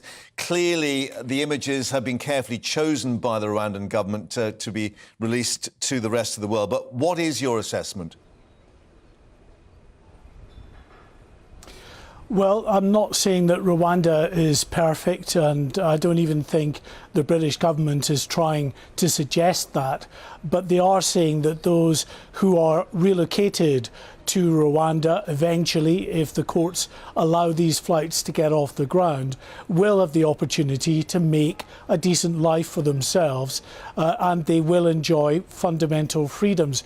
Now, of course, the critics of the Rwanda policy say if you are an opposition activist, you absolutely don't enjoy those fundamental freedoms. The government would probably suggest that the vast majority of those coming over here are not coming over to indulge in political activism, but still doesn't excuse the fact that there are issues around human rights in Rwanda. There is a conflict that's raging on the border with the Democratic Republic of Congo, where a number of people have been displaced. The Rwandan government stands accused of helping the rebel groups and supporting the rebel groups in that particular conflict. So there are issues, and as I say, we're not suggesting that Rwanda is perfect. However, there is also a story to be told of a burgeoning economy, of a country that just less than 30 years after the most horrific genocide in which 800,000 people were killed, millions were displaced, and a country that's had to effectively start to rebuild itself, is managing to do that here in the capital, thanks of course to a lot of international investment. It is a capital city that the Rwandan people are rightly proud of. There is business opportunities here. There is housing that is being built, developments that are partly being funded by the British government that will eventually house these asylum seekers if they come over here, Mark. And do you think that they will be open to the international community looking at Rwanda itself? I mean, we spoke to Michaela Wrong, journalist, former correspondent for, excuse me, for the Financial Times and the BBC, indicating the problems in Democratic Republic of Congo. Up to 800,000 people, she said, the other side of the border, which should really be provided some sort of help from Rwanda itself. Yes, I mean, they will have to be more open than perhaps they are at the moment. The international spotlight is on this country, of course, because of what's happening on the border with the DRC, but also because of this row that the Rwandan government is now embroiled in because of the partnership to accept these asylum seekers from the UK. But as I say, part of this story that the people of Rwanda want to tell as well, the regeneration of a country after such a horrific event less than 30 years ago, is of a country that is open to immigration. We know the claims made that they're not open to those immigrants from the Congo. I don't know what the truth of that actually is, but the government here tell me that they have accepted 140,000 refugees who are currently living in this country, who have come to this country over the years. Many of those refugees are living here in the capital, Kigali, of course, where the business opportunities are. I spoke to a few of them yesterday. We'll have a report tomorrow that speaks about their journey here and the opportunities that they say they have and the fundamental freedoms that they say they enjoy, despite all of the question marks over the wider human rights issues associated with the Rwandan government. Now, the other question mark is, of course, when or if the flights resume. And we've got Suella Braverman back in the Commons this afternoon at 2:30 for a statement. But indications, perhaps, that the government believes that the European judges may be moving on this issue a little bit. Well, Suella Braverman has described the way in which the negotiations have been going as being optimistic. We know that there are Home Office, British government officials that have been speaking to officials at the European Court in Strasbourg. It's all about this Rule 39. It's a complex legislation, it's a set of legislation, but it effectively allows for people to challenge in the European Court fundamental human rights breaches that they believe that they've suffered. And if the court believes there is a case to answer, they can issue an injunction, as they did, of course, last June. And that injunction made it very problematic for the British government to try to send flights here to Rwanda. So they stalled them while they had to relitigate all of the arguments in the British courts.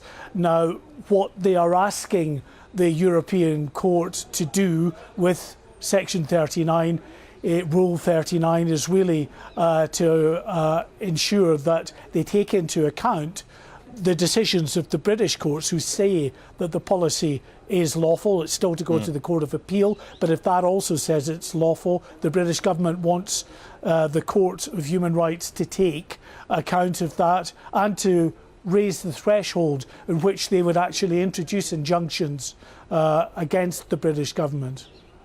Mark, thank you very much indeed for updating us with your exclusive there in Rwanda. And of course, as we say, Suella Braverman back in the Commons at 2:30 this afternoon for more. Let's bring you some breaking news now that we're getting from the DUP as regards the new Windsor framework deal on Brexit and Northern Ireland. The DUP will vote against the government in that first parliamentary vote. That's according to the party leader, Sir Geoffrey Donaldson, in the last few minutes. Just to remind you that the vote on Wednesday is to do with the agreement on the trading arrangements from Northern Ireland. It's secondary legislation that would give effect to one aspect of that framework, the so-called Stormont brake mechanism. Now, that had been instituted to allow a minority of MLAs at Stormont to flag concerns about the imposition of EU laws in Northern Ireland, and the brake would allow the UK government to veto that introduction in the region. So there was a technical issue, a proposed statutory instrument on the brake due to be published today ahead of the vote, but the DUP now coming out and saying, no, we're going to vote against it. Ian Paisley, senior DUP MP, had earlier said that his initial reaction was that the Windsor framework did not cut the mustard, that's the phrase, in terms of addressing 7 key tests. He went on to say, after taking time to study it, and at least one legal opinion, we are still of that opinion, it doesn't address any of our 7 tests. It's the old substance dressed up in a new package with a ribbon around it. So we shall see what happens on Wednesday, but we have had the indications that the government may go ahead with that framework without the agreement of the DUP. So we'll see what happens on that on Wednesday. Now, it is International Happiness Day, so let's see if you are happy or not, because we'll delve into the GB Views inbox. Don't forget, you can email us anytime, gbviews@gbnews.uk. We'll start with Partygate. Russell's been in touch to say the Partygate issue is just the Labour Party wanting to ensure Boris does not stand again. The public are not really bothered. The only people who are those families who've had someone die or want someone to blame. Whether the PM had a drink with colleagues is really of no meaning to the public and really of little interest. I think the issue actually is whether he lied to Parliament or not. That's the whole point, and that's why we've got this hearing on Wednesday. Les says Boris didn't need to follow the rules because he had a job to do. You could extend his opponent's logic and say that, for instance, the police who were roaming our parks and public spaces should have arrested themselves for breaking the rules. They exempted themselves. Interesting inversion. Andy, Boris will cease to be an MP by June. Labour will walk Uxbridge and South Ruislip, which says a lot! ! While on Rwanda, Alex says the Rwanda plan is a distraction from the hundreds of thousands of migrants coming to the UK every year, is unworkable and will not deter immigrants. The Tories have had 13 years to start out migration, or immigration has failed to do so, breaking their election promises. And Rob, you've certainly been busy writing to the inbox. He's been writing as regards Putin's visit to Mariupol. Are we sure Putin was in Mariupol? ? If so, we need to get his builders over here ASAP. They've managed to build a lot of flats in such a small time. Interesting observation. Yes, the question is was that Mariupol or somewhere else that was staged? But we'll update you on Xi Jinping's visit to Moscow. We think he is there. It's not staged, but no handshake as yet. We'll see if that happens in the coming hours. Also, the latest on that breaking news with the DUP and a thumbs down to the Windsor framework. Is it thumbs up for the weather, though? Hello, I'm Alex Deakin, and this is your latest weather update from the Met Office. A mild Monday for most. A lot of cloud around, and some places fairly damp as well. With rain coming from these weather fronts, areas of low pressure will dominate our weather throughout this week. But tucked between these two weather fronts is some pretty mild air. So where it does brighten up, parts of northeast England, down to Lincolnshire and Cambridgeshire, perhaps northeast Wales, well, temperatures could really jump up. But these weather fronts are providing rain over northern England, pushing into southern and then central Scotland. Rain at times from Wales and southwest England as well, and some showers across the southeast. It's in between those two weather fronts where we'll see some brightness, and that could see temperatures as high as 16. Even where it's cloudy, it'll reach 13 or 14. It is a little colder in northern Scotland. Staying dry here, though, until this evening when that rain moves in, and then further pulses of rain push in from the west, could be a little heavy in places through the night over parts of northwest England, Wales, heading into the Midlands. And then temperatures not dropping too far through the night, so double figures across parts of northeast England in particular, and most in high single figures. So not a cold start to Tuesday, another mild day, probably a bit brighter tomorrow, better chance of seeing some sunshine, but there will still be showers around, initially over southwest Scotland, northern England, and then we'll see a few developing through the day over the Midlands, parts of eastern England, before another band of rain comes into Northern Ireland later on. But better chance of some sunny spells over parts of Wales, southwest England, and some look at the temperatures again. Mild across the board. We could easily get up to 16 Celsius in the sunny spells. And then we look at more rain coming in from the west and the winds picking up as well. And that's going to be a feature of the weather really throughout this week. Spells of rain, often blustery, but some drier conditions as well. Wednesday looks a little drier for most, but then further heavy showers are likely on both Thursday and Friday. But throughout this week, it does look like staying pretty mild. Goodbye.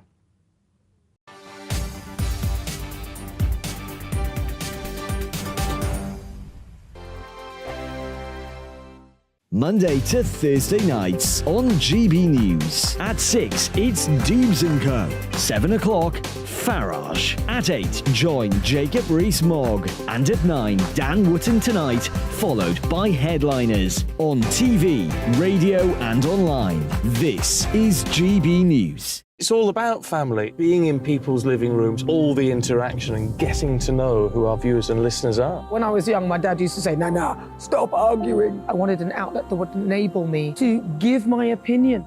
People are going through a really hard time right now, and I know that you don't feel like you're being listened to by the establishment. I came to GB News because it's the People's Channel, and I want the audience to have their say on the events of the day. We're dynamic. We do something different. Democracy shows that the wisdom of the nation is in its people.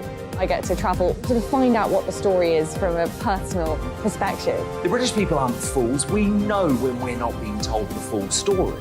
We've got to work out how Britain moves forward from this. It's the best country in the world. The establishment had their chance. Now we're here to represent your views. Britain's watching. Britain's watching. Britain's watching. We're proud to be GB News. The People's Channel. Britain's news channel. Join me, Patrick Christie's, Monday to Friday, 3 till 6. We tackle the day's news agenda like you've never seen before. It's high tempo, high octane, the most controversial topics, and the best guests. You will not be able to take your eyes and ears off it. I'm not afraid to ask the questions that you really want answered. 3 till 6 p.m, Monday to Friday on GB News, the People's Channel, Britain's news channel. I'm Andrew Doyle. Join me at 7 o'clock every Sunday night for Free Speech Nation, the show where I tackle the week's biggest stories in politics and current affairs with the help of my 2 comedian panellists and a variety of special guests. Free Speech Nation, Sunday nights from 7 on GB News, the People's Channel, Britain's news channel.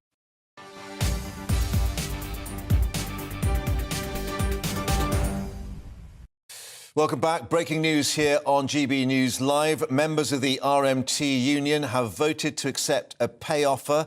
The union's just announced this is in regards to Network Rail. Just to remind you, 2 separate disputes, one with the train operating companies, the 14 train operating companies, that's still outstanding. But in terms of Network Rail, all the staff that handle the signalling and the backroom jobs, they have voted now to accept the pay offer. So indications that that particular dispute now is being resolved. That then begs the question as to what will happen, of course, in terms of the train operating companies and the rail delivery group. They have been urging the RMT to move on that. We'll see what emerges, but more reaction to that in a moment. But let's reflect on the other breaking news that we brought you in the last few minutes, and that is that the DUP have voted against, or will vote against the government, rather, in this week's first vote on the new Windsor Framework Brexit deal. That's been announced by party leader Sir Geoffrey Donaldson in the last few minutes. Our Deputy Political Editor Tom Harwood joins us now in the studio. And Tom, we did have earlier Ian Paisley coming out with this phrase again, it doesn't cut the mustard. They're concerned about the so-called Stormont break. That's exactly right. Now, the reason why the DUP have been able to come out and say this morning is because this is about a specific part of the Windsor Framework. The way in which the Windsor Framework will be implemented over time, in the government's view, is that there are parts that don't require parliamentary parliamentary assent at all. And then there are certain statutory instruments that are required to pass through Parliament in order to set up different parts of the Windsor framework. The first of those to be voted on in Parliament will be voted on this Wednesday, and it's on this Stormont break. So the DUP have been able to look at this in isolation and say, does this meet our tests in terms of delivering what we want to see with abolishing the protocol or changing the way in which our Brexit agreements are done? And the worry that the DUP have said in their statement released just in the last few minutes is that whilst representing real progress, this break does not deal with the fundamental issue, which is the imposition of EU law by the protocol. So in other words, the break is about stopping new EU law coming into Northern Ireland, but not existing EU law that is currently in place. Right, well, we got Sir Jeffrey Donaldson saying that he would continue to work with the government to address, quote, outstanding issues, close quote. But one wonders what Rishi Sunak will make of this, because the mood music was, if they don't actually sign up to this, that's it, they're out of the equation. I mean, will he call their bluff? This is a really interesting point, because I was speaking to a number of senior figures within the government around this very issue last week. And they seemed to be under the impression that the DUP was warming to their idea, particularly that Sir Jeffrey Donaldson was someone who was very sympathetic to the Windsor framework, and that the leadership of the DUP would be, at the very least, willing to abstain on this. However, we know that two DUP MPs, Ian Paisley Jr. and Sammy Wilson, have been much more hardline on this issue. Using the same phrase, it doesn't cut the mustard. Absolutely. And the interesting thing here is it looks like the DUP have this morning gone for party unity above all else, appearing as a united front because they knew that Ian Paisley Jr. and Sammy Wilson would not go along with this. Now, while you're here, just to reflect on the other breaking news we're getting, the RMT voting to accept a payoff as regards the dispute with Network Rail. As we said, that's the signallers and track staff and so on. We're yet to hear what will be happening about the train operating companies, but this will be of some relief to the government because we had the NHS workers indicating they'll accept the deal. Is this winter of discontent finally coming to an end? The government will certainly be hoping so, although it must be said that throughout all of these negotiations, the government has been very careful to say it's not the government negotiating with RMT, it's the rail operators, it's Network Rail, which they say is completely different. Now, the criticism from the RMT is they believe that the government has been behind it all along, talking to Network Rail, saying exactly what they must accept or otherwise. But it is interesting that it looks like we are seeing the conclusion of a long period of industrial action, that these different disputes look like they're drawing to a close. The government certainly has moved in terms of how much money it's willing to make available in some of these areas. The health workers particularly. In the health workers particularly, and perhaps that's opening doors elsewhere, but also particularly the unions have moved a considerable degree as well.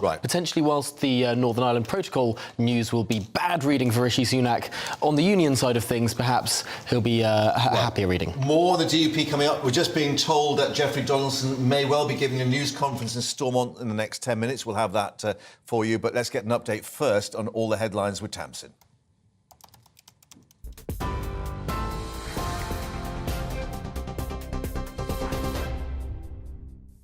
Mark, thanks very much. It's 1:31. Here are the headlines. The DUP says it will vote against the government in this week's first parliamentary vote on the new Brexit deal. The Prime Minister, Rishi Sunak, agreed the new Windsor framework with the EU last month. It aims to resolve some of the concerns unionists hold around the Northern Ireland Protocol. Party leader Sir Jeffrey Donaldson acknowledged significant progress has been made, but said the new proposed deal doesn't deal with some fundamental problems. Downing Street says it hopes China's president uses his trip to Moscow to urge Vladimir Putin to stop the war in Ukraine. President Xi Jinping is in Russia on his first visit to the country since the start of the invasion. He's called for pragmatism, but acknowledged solutions aren't easy. President Putin has welcomed what he calls China's willingness to play a constructive role in resolving the crisis. The Home Secretary has spoken exclusively to GB News about the government's migration policy, insisting it's the right way to solve the small boats crisis. It's after Suella Braverman said migrants could be sent to Rwanda by the summer. Ms Braverman says she's held constructive talks with the European Court of Human Rights over possible reforms to the injunction that halted migrant flights to the country. And the breaking news that we've just been hearing in the last few minutes, members of the RMT and Network Rail have voted to accept a new and improved offer covering pay, jobs and conditions. The union says its 20,000 members have voted in favour by a margin of 3-1. That news just in the last few minutes. TV, online, DAB Plus radio and on TuneIn. This is GB News.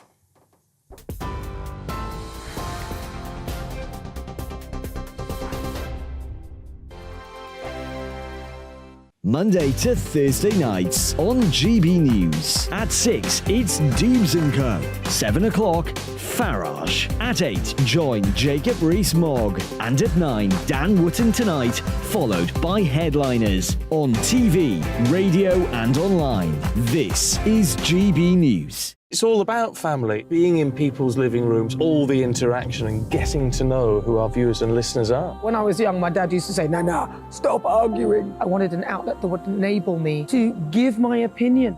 People are going through a really hard time right now, and I know that you don't feel like you're being listened to by the establishment. I came to GB News because it's the People's Channel, and I want the audience to have their say on the events of the day. We're dynamic. We do something different. Democracy shows that the wisdom of the nation is in its people.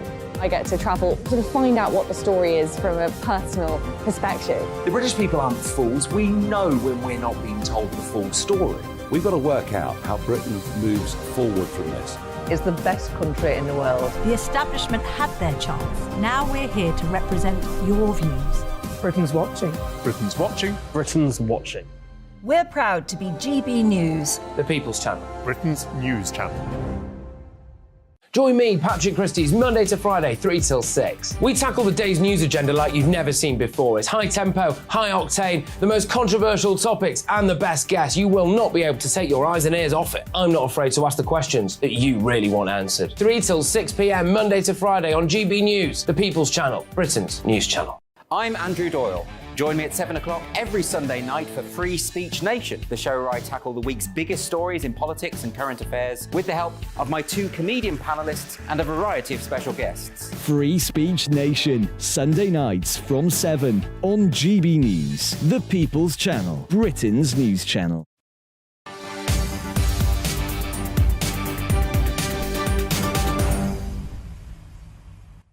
And welcome back on this International Day of Happiness. Just to remind you, as we take a look at the economic and financial positions, Switzerland's biggest bank, to remind you, UBS is to take over rival Credit Suisse to try to avert a growing financial crisis, particularly in the banks. The deal being pushed through in an effort to avoid turmoil after the failure of that Silicon Valley bank in the US. The Bank of England welcoming the merger, some £2.5 billion. Markets seem to have settled down a little bit in London at the moment, but let's get more analysis now with market commentator at Aquis Exchange, David Buick. David, you won't mind me saying a veteran of financial crisis and bank runs and all the other blood on the walls over the years, a voice of calm and reason. Are things indeed calming down at the moment? Hello there, Mark. Nice to chat to you. Yes, they are. They're much better, but we're going to continue to have gyrations and volatility for some considerable period of time.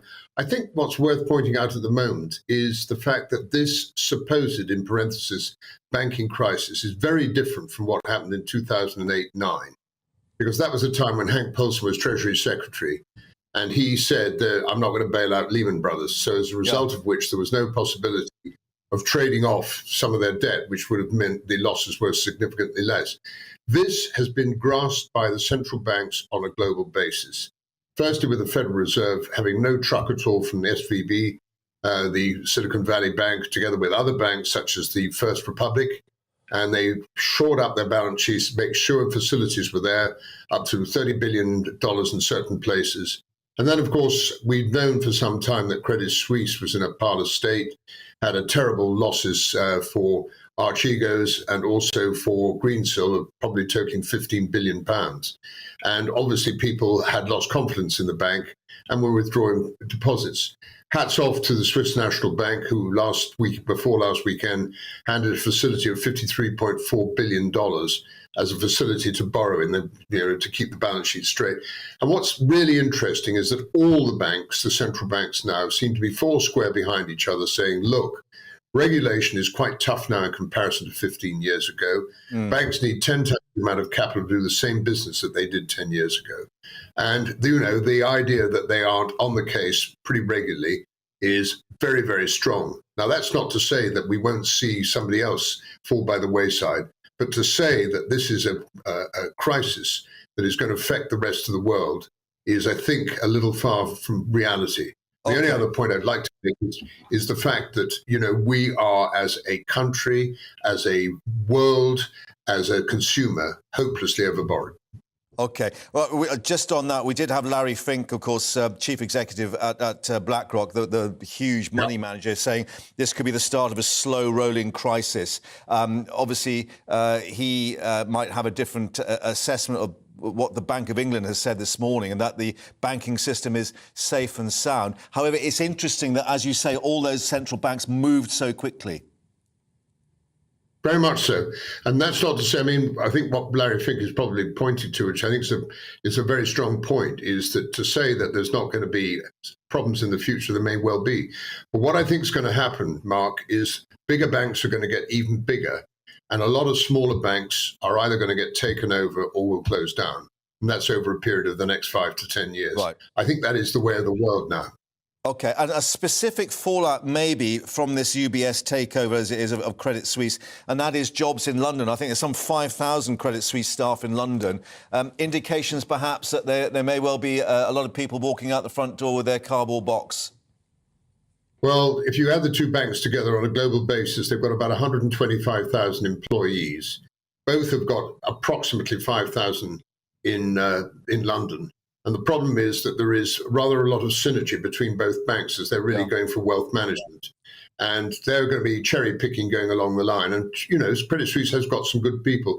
So all in all, I think the general consensus of opinion is in the next few months, probably 2,000 people will lose their job out of 10,000 in London.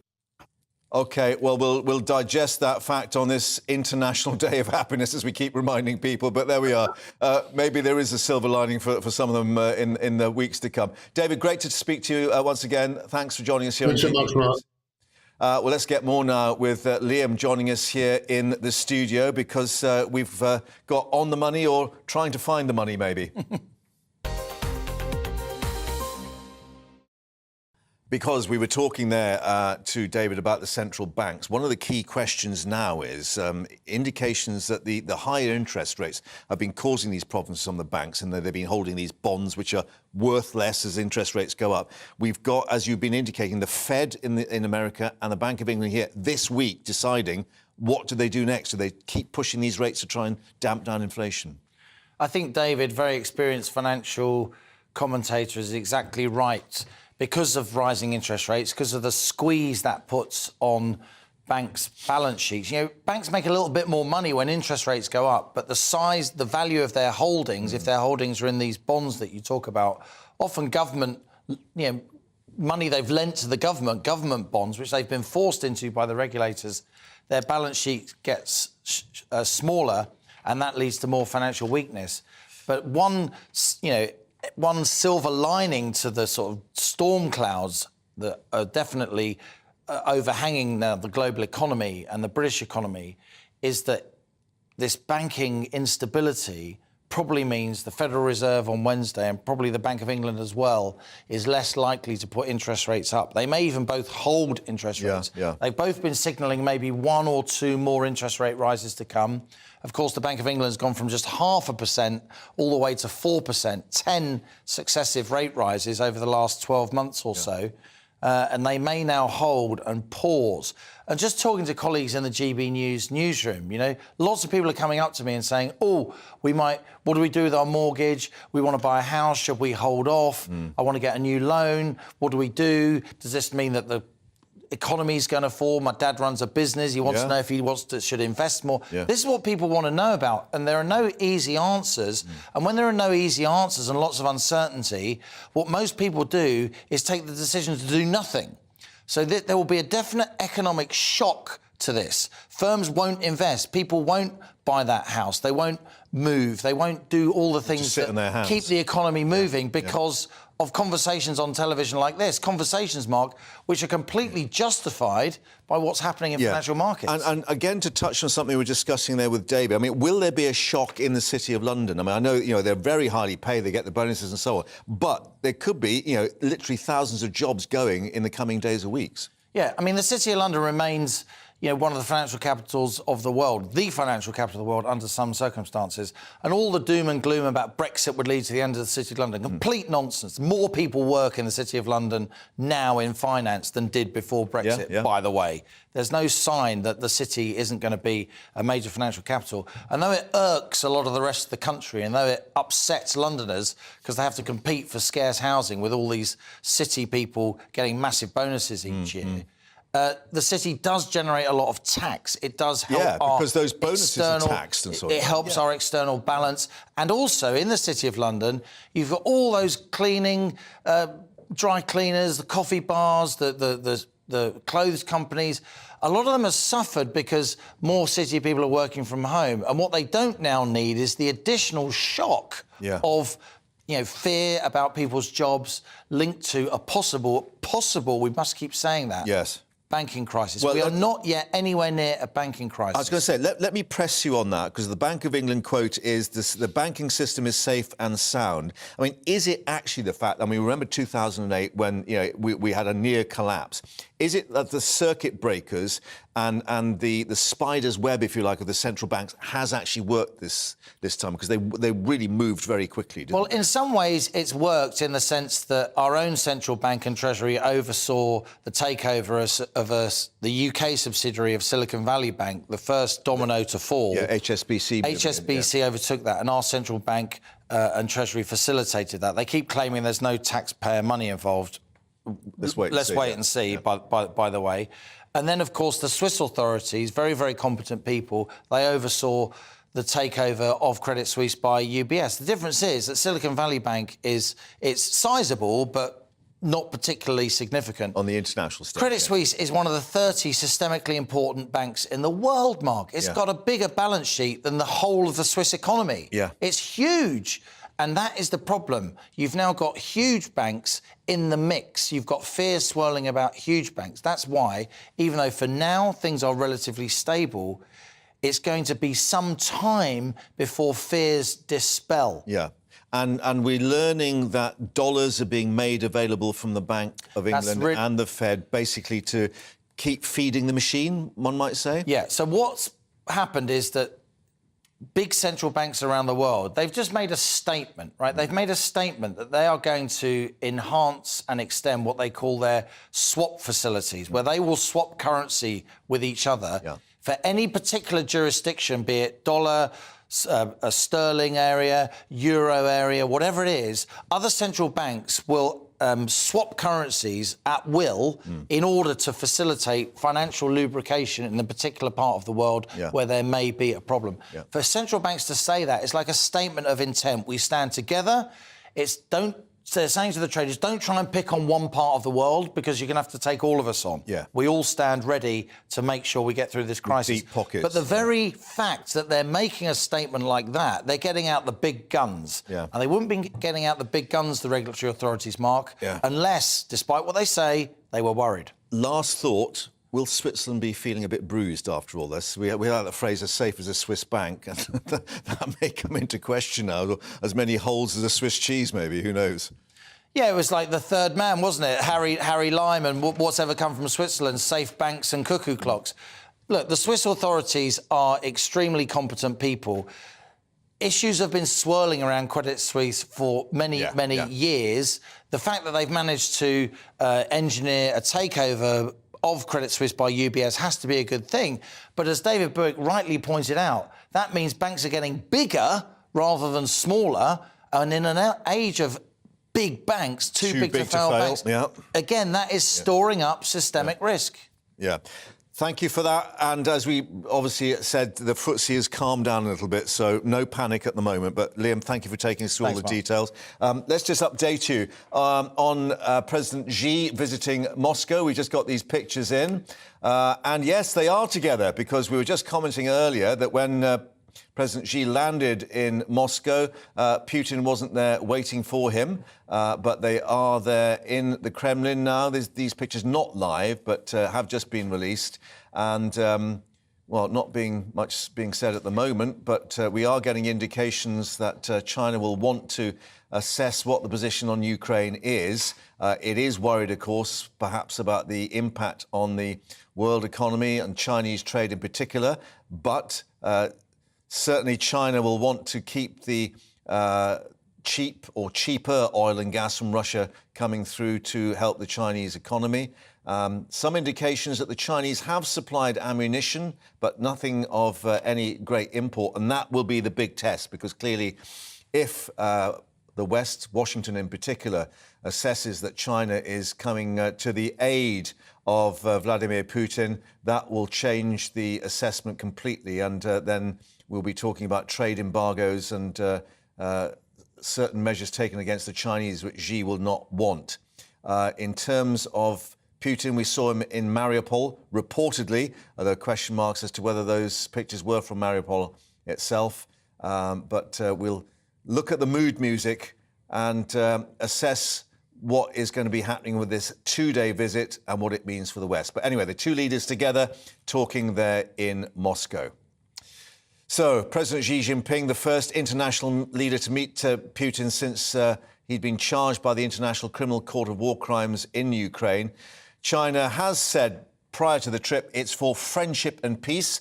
Meanwhile, Russia's saying the leaders will be discussing a comprehensive partnership and strategic cooperation. What can we expect? Joining us now, Professor Steve Sang, Director of the SOS China Institute. Thank you very much indeed for joining us. The two leaders are meeting face-to-face at long last. What did you make of the fact that Vladimir Putin wasn't there on the tarmac at the airport to greet him? Well, I wouldn't overread it. I think it is a strong relationship between the two leaders. There is a personal relationship between them. So I think Putin may well just be wanting to signal that he will not simply submit to whatever Xi Jinping has to say. However, it is the case, isn't it, that Russia is the weaker partner in this relationship at the moment? Well, Russia is the partner in more need of China than the other way around at the moment. And that is perhaps exactly why Putin wants to make it clear that Xi Jinping cannot take it for granted that Putin will simply agree to whatever he has to say. And what will be concerning President Xi? Is it to maintain supplies of Russian oil and gas? And is it to avoid any further trade embargoes on the international stage? Well, I think Xi Jinping's first priority is that Putin does not fail and therefore does not lose power.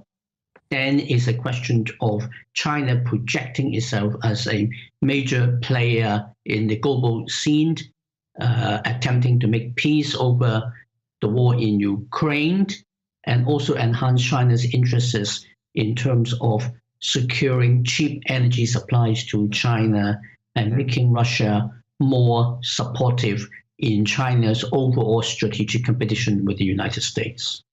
So therefore, that begs the question, how far would China go in supporting Putin if it assesses Russia's losing on the battlefield against Ukraine? Well, at the moment, Chinese policy is to declare neutrality, supports Putin, but not pay a price, which means that China will not provide weapons to Russia, which will immediately trigger secondary sanctions. But other supplies short of something that will trigger secondary sanctions, I think we can expect the Chinese to support Russia. And do you believe that Xi has had to reassess, given the announcement of the AUKUS deal with the submarines with United States, UK and Australia, that maybe the tide has been turning a little and the Chinese were trying to see what diplomatic and military success they could achieve before the tide turned? Well, the Chinese government strongly dislikes the AUKUS deal and sees the UK and Australia as taking the American side, which they deeply deplore, but they are not at the moment seeing the West resurging. In fact, Xi Jinping still takes the views that the West is declining and the East, meaning China in particular, is rising. And last thought, in terms of the personal relationship between the two men, it's a 2-day visit. We understand that there will be several bilateral meetings. How do the two men get on? I think they genuinely get on very well.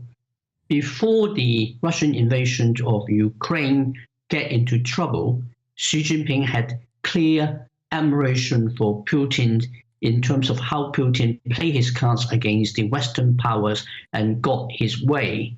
It is only with the difficulties Putin had in the Ukraine war that I think the Chinese become less impressed with the capacity of Putin to get his way. Yeah.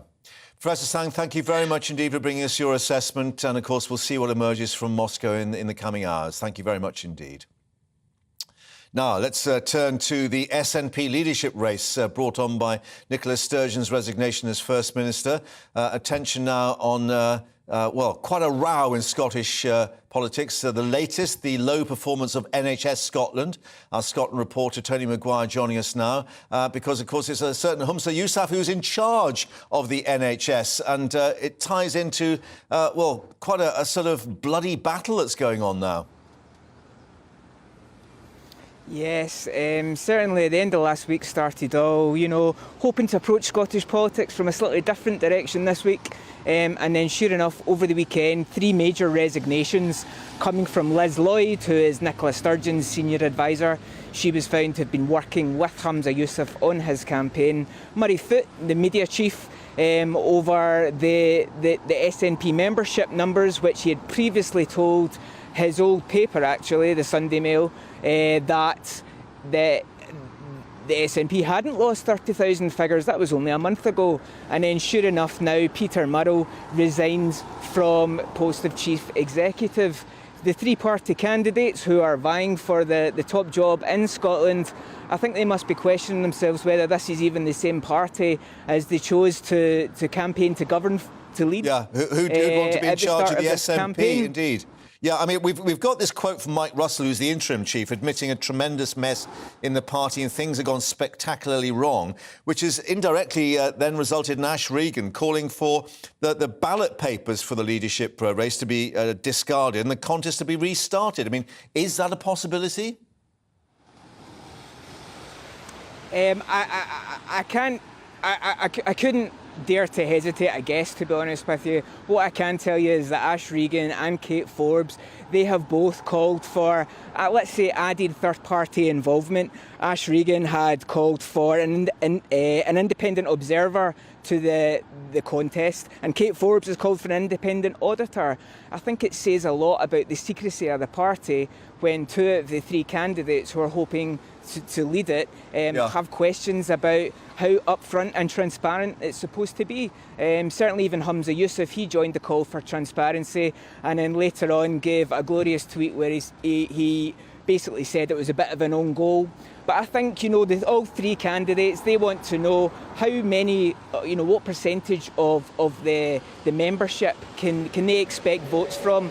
And I think the SNP now has decades of transparency, decades of this secrecy behind it, and certainly no more so than in this leadership race. Independence, of course, being the hot topic, but certainly only 40% of Scots actually really show support for that now, and they're much more concerned with the NHS. Well, I was going to ask you, I mean, independence was the hot topic, but now it seems it's NHS care. I mean, while all this is going on, this focus now on how good or bad healthcare provision is in Scotland.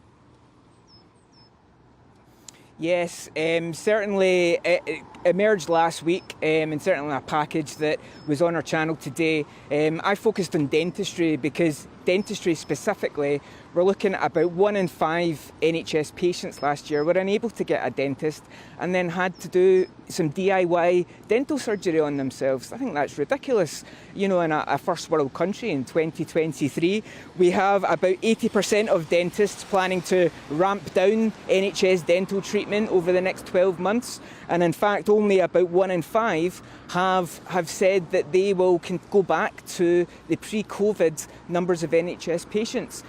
I spoke to the chairman of the Dental Owners Committee, and he told me that dentists are just fed up of, they've spoken to the dentist, they've spoken to the government, they've spoken to the chief dental officer, and they're not getting anywhere. And it sounds very much like they're taking matters into their own hands now. Tony, thank you very much indeed for updating us there in Glasgow. Busy time there north of the border politically. Thank you very much indeed. Coming up in this next hour, we'll have Suella Braverman, not in Rwanda this time. She's in the Commons, but talking about the flights to Rwanda. All the latest coming up.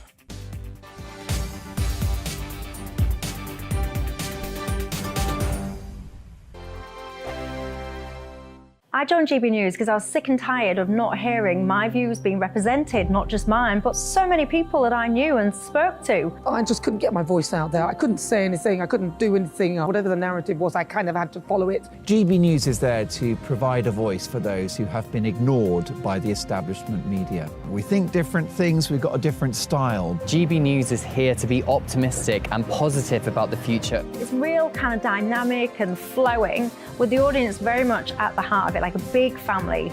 Here at GB News, we talk about the things that matter to you. Hearing the voices from right across our towns and cities, especially our towns. All sides of the argument represented with a heavy dose of opinion. We're on a mission here to make a difference. And the GB News family really is here for you, and whatever time of day you can watch or listen. Britain's watching. Britain's watching. We're proud to be GB News, The People's Channel. Britain's news channel. Hello, I'm Michelle Dewberry, and you can join me every weekday 6 till 7 on Dubes and Kerr. You're an inspiration to us all. Clip that bit up. Well, you are. That's my ringtone. My political ambitions those days are gone, I can tell you. She's only teasing. Go on. He's probably going to want to lay down now. I'll give him 2 minutes to have one. Let's respectfully disagree. That's what we like on Dubes and Kerr. Come and join us. GB News, The People's Channel. Michelle Dewberry, weekday evenings at 6 o'clock. Westminster is going around in ever-decreasing circles, followed by the media. Britain is broken. How on earth did we get into this mess? But more importantly, how do we get out of it? Join me at 7 p.m, Mondays to Thursdays on Farage, here on GB News. We will have open, rational debate. We've got to work out how Britain moves forward from this. Join us here on GB News, the People's Channel. Britain is watching.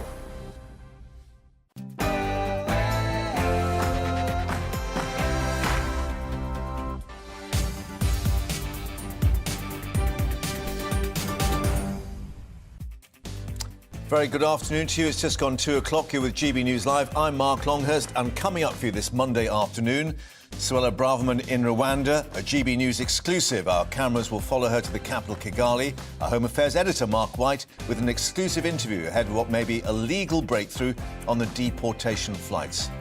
Also coming up this hour, the latest after DUP leader Sir Geoffrey Donaldson announces the party will vote against the government's Brexit deal, the so-called Windsor Framework. What does that mean? Is the framework smashed? We'll have the latest reaction.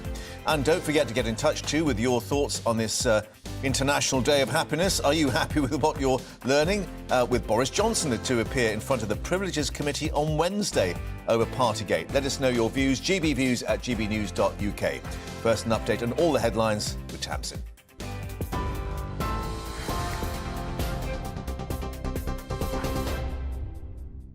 Mark, thank you. Good afternoon from the GB newsroom. It's 1 minute past 2. The DUP says it will vote against the government in this week's first parliamentary vote on the new Brexit deal. The Prime Minister, Rishi Sunak, agreed the new Windsor Framework with the EU last month.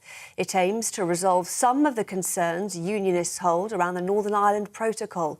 Party leader Sir Geoffrey Donaldson acknowledged significant progress has been made, but said the new proposed deal doesn't deal with some fundamental problems.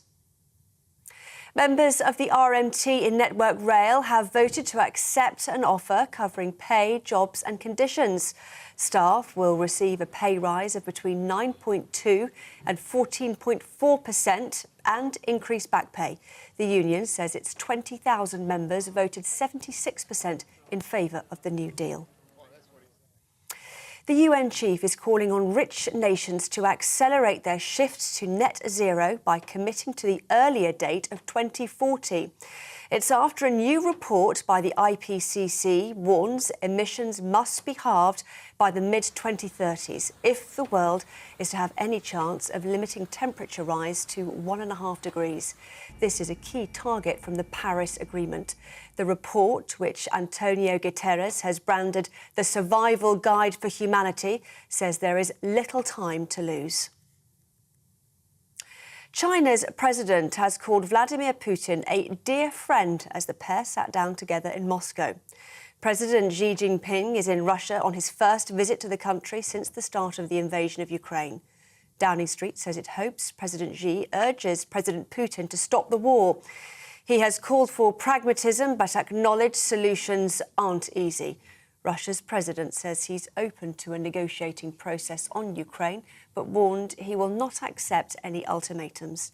US security expert Andrea Kendall-Taylor described the visit as a signal of solidarity between Beijing and Moscow. Him going to Moscow at this time provides a really important signal of his continued support for Putin. And of course, that is designed to show the United States in particular that these two countries are aligned, that they have this deep partnership, and that they stand in opposition to the United States, that they are united in pushing back against US and Western influence that they see as limiting their power on the international stage. The Home Secretary has spoken exclusively to GB News about the government's migration policy, insisting it's the right way to solve the small boats crisis. It comes after Suella Braverman said migrants could be sent to Rwanda by the summer. The agreement between the two countries has been expanded to include all illegal migrants, not just asylum seekers. Ms Braverman says she's held constructive talks with the European Court of Human Rights over possible reforms to the injunction that halted migrant flights to the country. Our approach in the United Kingdom to stopping the boats is both firm and robust. Our illegal migration bill will make clear that if you arrive in the UK illegally, you will be detained and you'll be swiftly removed. And at the same time, it's humane and compassionate. And people who are relocated to Rwanda will receive a safe and secure reception.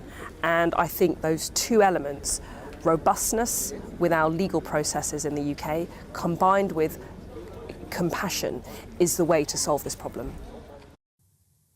Downing Street says it's confident the UK banking system remains safe and well after the state-backed rescue of Credit Suisse. UBS agreed to buy its Swiss rival in a deal worth more than £2.5 billion. This morning, the FTSE 100 fell by 1% to its lowest level in more than 4 months, but the markets have now steadied. Shares in Credit Suisse dived by more than 60%. Boris Johnson's defence against claims he lied to Parliament over the partygate scandal could be published today. The former Prime Minister will give evidence to the Privileges Committee on Wednesday. The committee will publish its findings on whether Mr Johnson committed a contempt of Parliament and then make a recommendation on any punishment. The House of Commons will make the final decision. A spokesperson for Boris Johnson says his position will be vindicated. The BBC is urging its staff to delete TikTok from any work devices unless they're using it for editorial or marketing reasons. It comes after the social media app, which is owned by Chinese internet company ByteDance, was banned on UK government phones amid fears of sensitive data being accessed. TikTok has strongly denied allegations that it hands users' data to the Chinese government, saying the bans are based on fundamental misconceptions and driven by wider geopolitics. This is GB News. I'll be back shortly with more headlines. Now, though, it's back to Mark.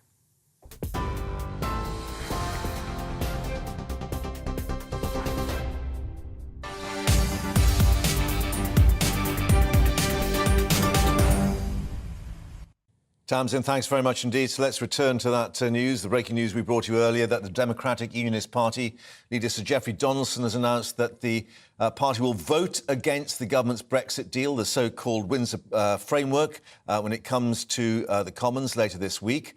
Well, let's speak now to DUP MP Jim Shannon, who joins us. Mr Shannon, thank you very much indeed for your time. Sir Geoffrey Donaldson saying significant progress in addressing concerns, but still fundamental problems at the heart of our current difficulties. What are those problems? Well, the first problem, Mark, is quite clear. It's the so-called Stormont break. Yep. We do not see anything legally binding within that.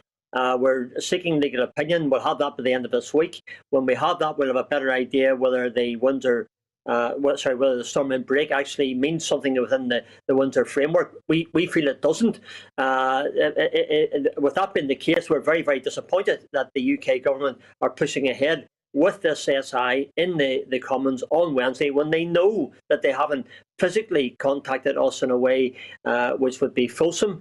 We have made many overtures to them in relation to the Stormont break. We've made overtures to them about the constitutional position of Northern Ireland. We've made overtures to them about the European Court of Justice, plus myriad other issues. Now, the Prime Minister has consistently said he will try to address these issues. Well, he hasn't, and he's pushing ahead with an SI whenever he knows that we haven't been convinced that the Stormont break actually means anything. It's a platitude of words. Let's just stop just to reflect for our viewers and listeners to talk about the break, which would have allowed a minority of MLAs at Stormont to flag up concerns about the imposition of EU law in Northern Ireland, and then the government would have vetoed their introduction in that region. So what is it about the mechanism that you don't, or I think the phrase has been, doesn't cut the mustard? Yeah, well, my colleague has used that phrase on many occasions. If there was any credibility and legal binding agreement in the Stormont break that meant that 30 MLAs could stop things, then it's worthy of looking at legally. We're not even sure at this moment in time, before our legal opinion comes through, if those 30 MLAs can actually physically do that. When it comes to Westminster, when it comes to Westminster, then the British government have the option of supporting the Northern Ireland Assembly and the 30 MLAs. We want to make sure that it's legally binding, that it means something, and at this moment in time we're not convinced of that, because if Westminster makes a decision on it, they will only make a decision if I can honestly say with you, that will be beneficial to the UK government and not necessarily the decision that the Assembly has made. So there's a legal binding question mark over it all, and we're really surprised that they're pushing ahead with an SI whenever it has not even been legally sanctioned by us, legally explored by us, and we have had a confirmed legal opinion that gives us some assurance. Where at this moment in time it doesn't. But let me press you on the political position, therefore. If the vote goes ahead and effectively the Windsor framework is passed within the Commons, where does that leave you? Are you going to be sidelined? Are you therefore on the margins as a result of that? And may it be that the Prime Minister thinks, well, OK, we haven't got power sharing back in Stormont, but that may be a price we have to pay in the short term? I unfortunately, Mark, can't guess what the Prime Minister's intentions are, but what we are sure of is this: we're disappointed that he's pursuing an SI which is contrary to the opinion of the largest voice of unionism within Northern Ireland. I mean, no process can ever be successful if one side of the community are debarred from participation, and at this moment in time, that's what's happening. Now, we have asked for clarification, we've asked for legal opinion on it, we've asked for the constitutional, we've asked for all these things to happen. And legally, if he doesn't do that, then we've got a real problem. And it does put it means that the process doesn't move forward until such times as those issues are addressed and so. But I do understand that you've been pursuing your own legal opinion. So what has that legal opinion told you at the DUP? At this moment in time, the initial response, and it's not the final response, but the initial response tells us, unfortunately, that the Stormont break, so-called Stormont break, isn't a legally binding document. We'll discuss this on Wednesday when we have the debate in the chamber. I think until such time we have that legal opinion, then we cannot sign up to it. Does it have to be legally binding if it actually works in practice? Well, the problem is if it's not legally binding, then it doesn't work at all. I mean, look, we're not convinced that the words themselves. I referred to it earlier on as a platitude of words, and it probably is a platitude of words. But what we want is a documentation that strengthens our position within the United Kingdom. It gives the authority to the 30 MLAs at Stormont and the Stormont break. And at this moment in time, it doesn't, and we don't see that. And unfortunately, when it comes to Wednesday, prior to any legal advice coming for, we have asked for, the advice that we've got so far tells us that it's not binding, it doesn't have any impact, and it doesn't work. OK, we're being told that the Foreign Secretary, James Cleverly, is to meet Maroš Šefčovič from the EU on Friday to formally adopt the Windsor Pact. That's just coming through. Where does that leave you in the DUP? Well, I mean, again, the Prime Minister made many comments, many statements, many. Jim, we've just lost the sound there for a moment. Let's try and just get a better signal from you. I'll just put that point to you again, and hopefully we'll get slightly better sound. Just to reiterate that James Cleverly has announced he'll meet Maroš Šefčovič from the EU in London on Friday to, quote, formally adopt the Windsor Pact. Well, we would urge the James Cleverly and the Prime Minister to review that decision. If we move forward in a way that is not taken forward a large portion of the population of Northern Ireland and the largest unionist voice in Northern Ireland, then what they can agree what they want. But if we're not part of that process, it doesn't go. Tony Blair and the peace agreement and the peace process moving forward have all said nothing can happen without unionist participation and without unionist buy-in. We need unionist buy-in, and I would urge them to do that. Jim Shannon, thank you very much indeed for joining us. Apologies for the break-up in the signal, but I think we got there. We'll see. Of course, I think Jeffrey Donaldson may well be making a speech a little later at Stormont. We'll update people on that as well. But thanks for your time. OK, thanks. Now, the Home Secretary has been speaking exclusively with GB News about the government's migration policy, insisting that that Rwanda policy, the right way to solve the small boats crisis. This is what she had to say to us. Home Secretary, we're at this incredible cricket ground, participating in the programme to promote community integration through sport. One of the many programmes that you've seen here in Rwanda as they gear up to take asylum seekers from the UK eventually. Are you convinced that they can have a good life here in Rwanda? Yes. What we've seen this weekend in Rwanda is that our partners here are ready to, they're ready to support the UK in our work to stop the boats and to fix our challenge of illegal migration. We've seen accommodation and construction projects which are well advanced and which will be completed very soon.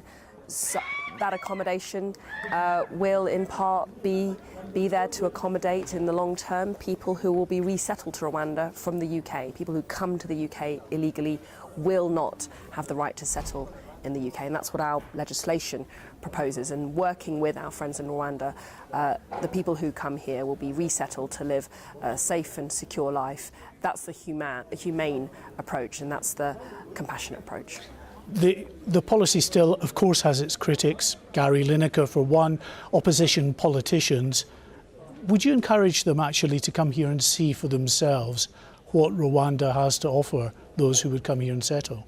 Absolutely. I think there has been far too much prejudice, frankly, snobbery amongst the critics, who most of whom haven't even visited Rwanda. This is my third visit to Rwanda. This is a welcoming country. It's a dynamic economy. They have a proud track record in supporting and resettling refugees in the region. I've just met several refugees from Eritrea, from Burundi, from the Democratic Republic of Congo, who found sanctuary here in Rwanda, and they have nothing but gratitude for Rwanda. So to all of those critics who display a gross prejudice against Rwanda, I tell them to visit first and then judge. Is it tantamount to racism? I think there has been knee-jerk reaction, and from the usual suspects, let's be honest. The reality is very different to how the critics would portray Rwanda. Rwanda is dynamic. Rwanda is welcoming. Rwanda has a tradition of providing humanitarian support of a high quality, and the housing project that we visited is one such example of where people who are resettled refugees will be able to be accommodated in sustainable and good quality accommodation. But how do you answer that central charge that the UK is abrogating its central responsibility here to offer refuge, to safe haven to those asylum seekers who end up in the United Kingdom? Well, coming to Rwanda or being resettled to Rwanda via the UK, if you've come to the UK illegally, will be a blessing. You will be provided with humanitarian support. It will be a humane provision for you. But I also say that ultimately we need to stop the people smuggling gangs, and that's why Rwanda is important. The people smuggling gangs are exploiting thousands of people. They are people are paying thousands of pounds to take an illegal journey, to take sometimes a tragically fatal journey, to break our laws and to undermine our rules in the vain hope that they might have a life in the United Kingdom. By working with our friends here in Rwanda, we break the business model upon which these gangs are operating. Isn't there a fundamental contradiction here in the sense that you say this policy will be a deterrent to those crossing the channel, yet you're also here and you're showing what, in many respects, is incredible opportunities for those coming here? What I'm trying to show is that our approach in the United Kingdom to stopping the boats is both firm and robust. Our illegal migration bill will make clear that if you arrive in the UK illegally, you will be detained and you'll be swiftly removed. And at the same time, it's humane and compassionate. And people who are relocated to Rwanda will receive a safe and secure reception. And I think those two elements, robustness with our legal processes in the UK, combined with compassion, is the way to solve this problem. I mean, given what your colleague Oliver Dowden has said in terms of being regretful that this policy is in place, how does that square again with a partnership that you say is very important for not just helping to solve the asylum seeker issue in the UK, but also to help support Rwanda, to help ensure that countries like Rwanda can take refugees from their own continent rather than them embarking on the journey? How do you square that? It is regretful. It is regretful that we had 45,000 people arrive illegally in the UK last year. It's regretful that we're spending £6 million a day accommodating many of them in hotels throughout towns and cities in the United Kingdom. It's regretful that we spent £3 billion last year to service our asylum needs. That is what is regretful. We have an enormous and very difficult problem that we need to fix. The Prime Minister has made it one of his core pledges to stop the boats. But you don't regret this policy? But the policy of our new bill, the illegal migration bill, combined with our world-leading partnership with Rwanda, is the solution. That is our approach that we are putting forward to fix this problem, and I do believe it will work. I have huge confidence in this partnership. I have huge confidence in Rwanda, and I believe that it will be modelled by other countries in due course. Are you in talks with other countries to see whether there is a possibility of similar partnerships? Or do you think that actually Rwanda is the one partnership that will end the small boats crisis? Well, actually, on the back of our victory in the High Court at the end of last year, where our partnership was rigorously tested by senior judges in court as to whether it was lawful, and in which the UK government was successful in proving that our partnership is lawful, that Rwanda is a safe country, that our partnership complies with all of our international and human rights laws. On the back of all of that, we have been in discussions with other countries, but let me be clear, our first and foremost priority is to operationalise the partnership that we have with Rwanda. And as you can see, we are making very good progress in rolling it out. I know you want this bill to work, you want this policy to work. If you are still met with these legal challenges, it just doesn't progress anywhere. You still have thousands of people coming across the channel. Will you commit to pulling out of the ECHR? Well, I'm confident that our package of measures will work. That's why the Prime Minister and I are working very hard at passing our. We've introduced the bill. We hope that Parliament supports it so it can get through to royal assent quickly.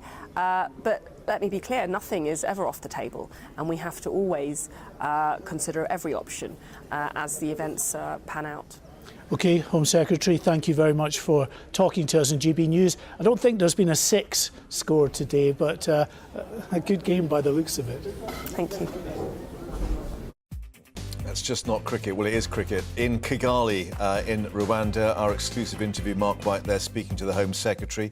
We'll just remind you, we're heading to the Commons shortly because Home Secretary Suella Braverman, who's back here, will be facing MPs for the first time since that visit and perhaps indicating where we are on the discussions with the European Court of Human Rights in terms of the flights to Rwanda. All that's coming up after this break.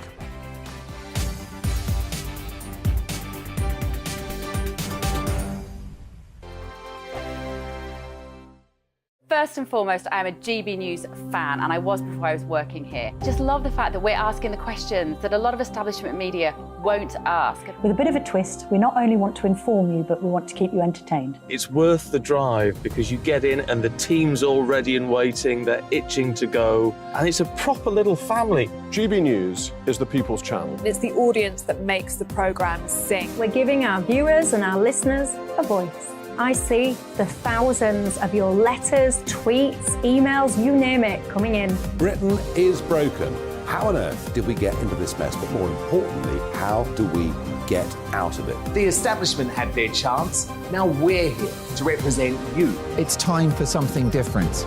It's time for GB News. I'm very patriotic. I believe in Britain. Our best days lie ahead. Britain's watching. Britain's watching. Join us here on GB News. The People's Channel. Britain's news channel. Monday to Thursday, 9 p.m. till 11 p.m. Join me, Dan Wootton. I'll bring you the sharpest takes and hottest debates. Do you not believe in prison? I don't believe in prisons. I'm completely stunned. I guarantee you there'll be no spin, no bias, no censorship. I actually was personally quite offended by it. And no reason to go to bed. So I guess they've always been quite woke. That's Dan Wootton tonight on TV, radio and online. Monday to Thursday from 9 p.m. till 11 p.m. on GB News. The People's Channel, Britain's news channel.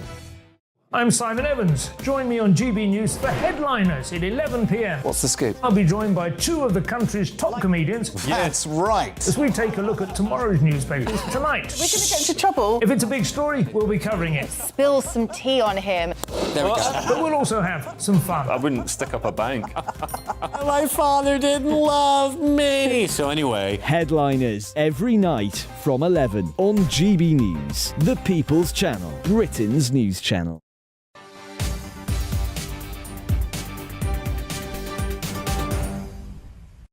Welcome back to GB News Live. Let's just update you a bit on the situation with the SNP and the leadership debate and the mess, as is described by the interim leader of the party, after suggestions that the membership figures of the party had actually dropped to 72,000 from what was understood to be 100,000. She has said in an interview that she considered the SNP had mishandled the situation.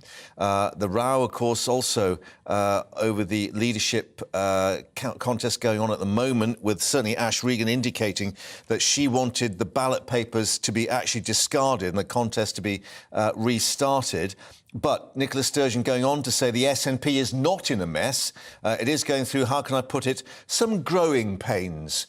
Right now. They are necessary, they are difficult, but I'm stepping down from a party which hasn't lost an election since 2010 in Scotland. I think the trick for my party is to do some renewal, refresh, while not throwing the baby out with the bathwater and not losing the things that have made us so successful. But, of course, the three candidates are actually at each other's throats at the moment, particularly over the problems with the NHS in Scotland. The fact being, of course, that Humza Yousaf is the Health Secretary north of the border. More on that as we get it, but also let's reflect that coming up shortly, the Home Secretary, Suella Braverman, will be facing MPs in the Commons for the first time since that visit to Rwanda. We'll be looking at that with Tom Harwood, but let's get a quick update first on... I think we can actually speak to Tom now, actually, because he's joining us here in the studio. Because we've just been hearing that exclusive interview that Mark White had with her in Rwanda on what she's found and what Mark has found. But also the fact that we've got these indications that the European judges may back down, that's the phrase that was used, on this issue of the deportation flights. The Rule 39 orders, or basically the injunction that's put in place. Yes, and this is a crucial point because the government believes what it is doing here is legal. And that is notwithstanding what was written on the face of the bill, which has become a huge point of contention, particularly for opposition MPs, that this new legislation may not meet the requirements as set out in law under the Human Rights Act, which, of course, transposed the European Convention of Human Rights into British law in the late 90s, which we have to adhere to. But the interesting point here is that, of course, throughout all of this, and I questioned the Prime Minister on this when the bill was published a week or so ago, the Prime Minister made very clear he believed that this bill would be legal, that it would meet its obligations within the ECHR, and seemingly there have been discussions behind the scenes between senior politicians and those within the ECHR that have led to the headlines that we've seen this morning, have led to a certain amount of confidence from the Home Secretary that she will be able to get these flights up and running to Rwanda, that the new policy in terms of how we treat those who arrive illegally by small boat can go forward, all under the auspices of the ECHR. And indications that discussions have been surrounding as well that maybe the UK wants the legal threshold for injunctions to be changed slightly. No opportunity perhaps for the Home Office, they say, to submit its legal case last time round, in that there was a decision made by a single judge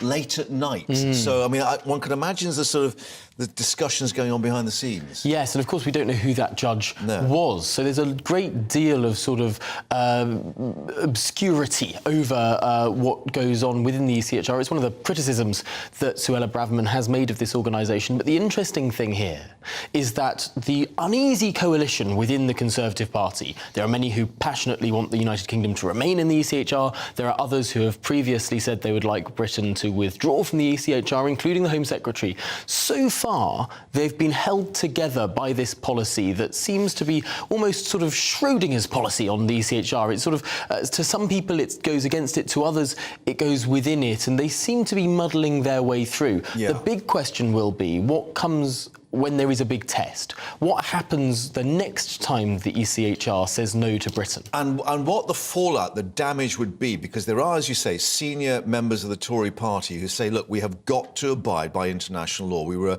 a former signatory, a former member of putting this thing into the international arena. If we suddenly just chuck that out, the baby with the bathwater, we are going to join, I think is it Belarus and Russia, the only two others who are non-signatories? Within Europe, of course, because Canada, Australia, America, none of them are signatories. But yes, this was a convention drawn up by Brits predominantly, Winston Churchill among them, in order to try and get British values spreading across the continent. It's not Britain that has a history of genocide. It's not Britain that's done beastly things to our own people in the same way that many European countries have in recent history. And so the idea was, within the ECHR, that almost a sort of British framework would be put in place across other people. And yet, clearly, the criticism is that it has strayed very far from that original founding mission, that the judgments that the ECHR comes to today would not be ones that have been recognised by the politicians who set this up back in the late 1940s, early 1950s. Post-Nuremberg and so on, Exactly. And so to some extent the argument is that this is an organisation, this is a convention, this is a court that has drifted from that founding purpose. Well, we'll get the Home Secretary's assessment fairly shortly in the Commons. Tom, for the moment, thank you very much indeed. And we'll have that live for you here on GB News Live. But let's get an update on the headlines first with Tamsin.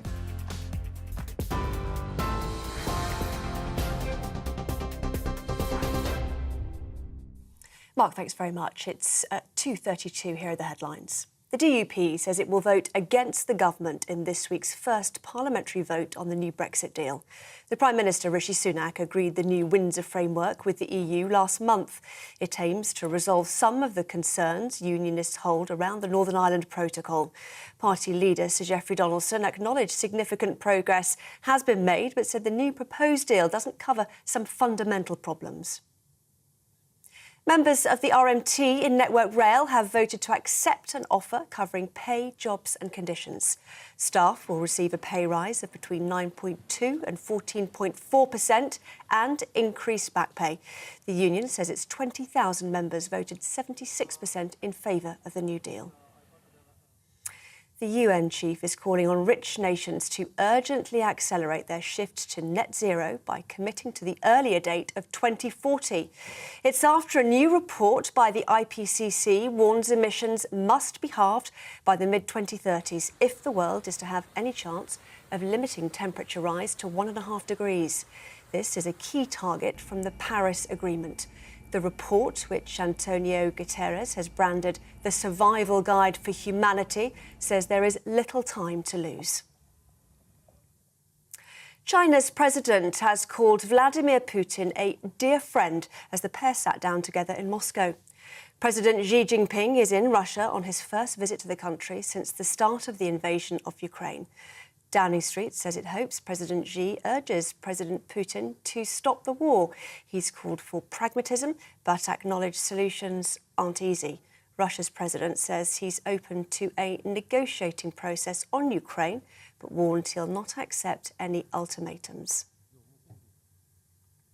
TV, online and DAB Plus radio, this is GB News. Now it's back to Mark.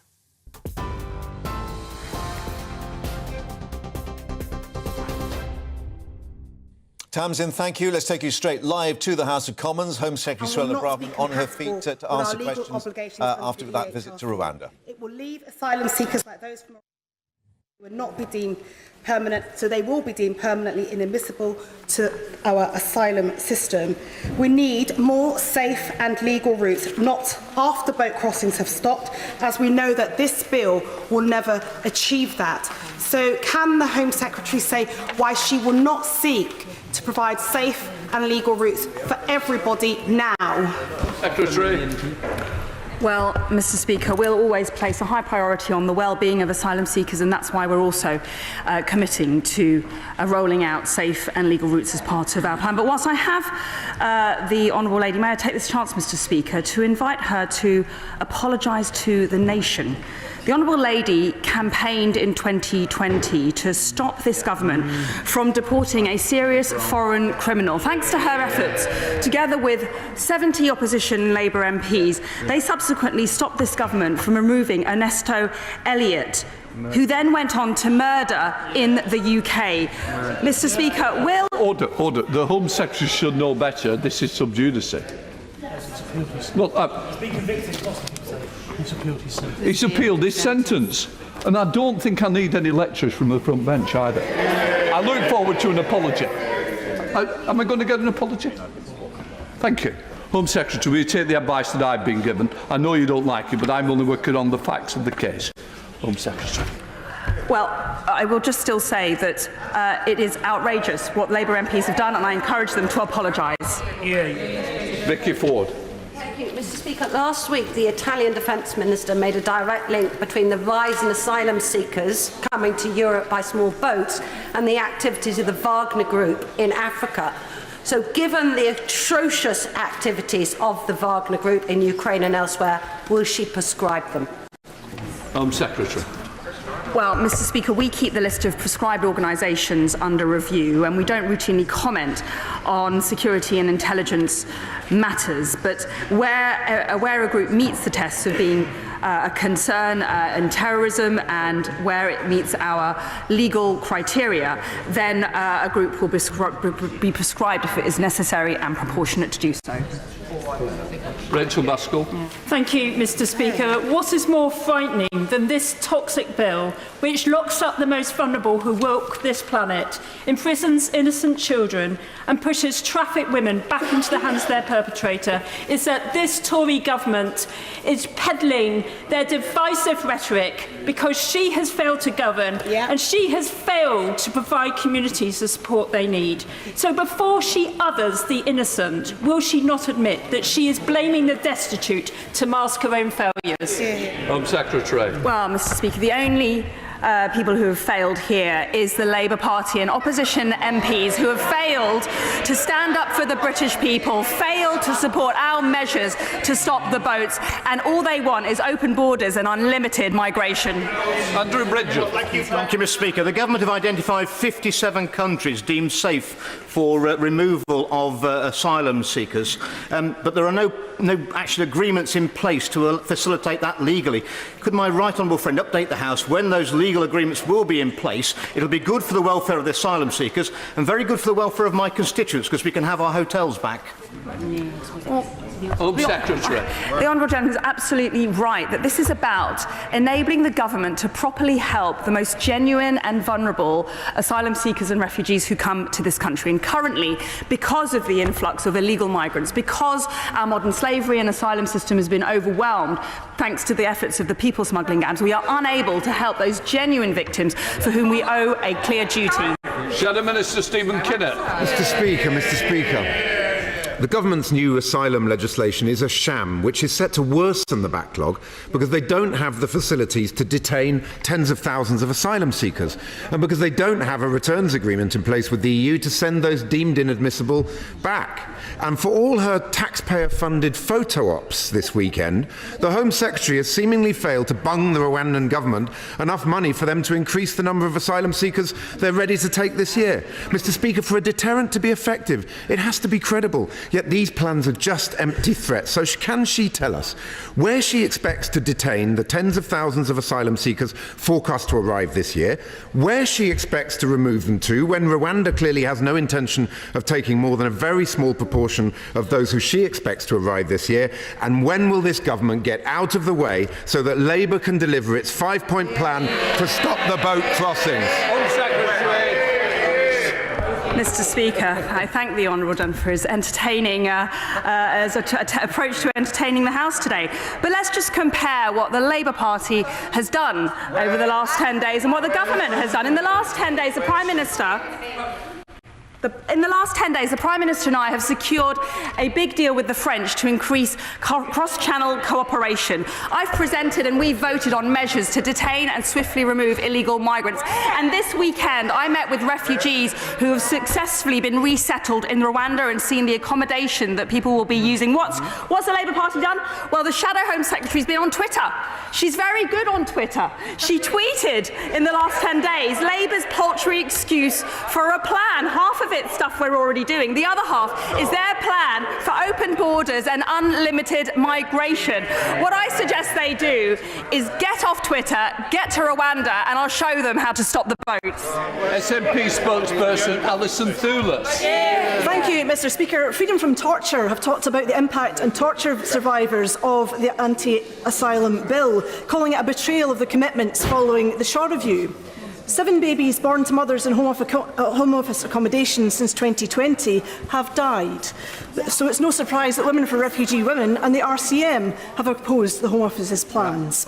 And the Scotland's Children's Commissioner has warned that the plans to detain and remove children breach this government's obligations under the UN Convention on the Rights of the Child. There is nothing about protecting asylum seekers' welfare that this bill will fix. So will she accept the harm that she's causing? Home Secretary. Well, we take very seriously our duties to everybody who is within our care, and our measures will always, of course, ensure that the proper well-being and welfare provision is available to those who are vulnerable.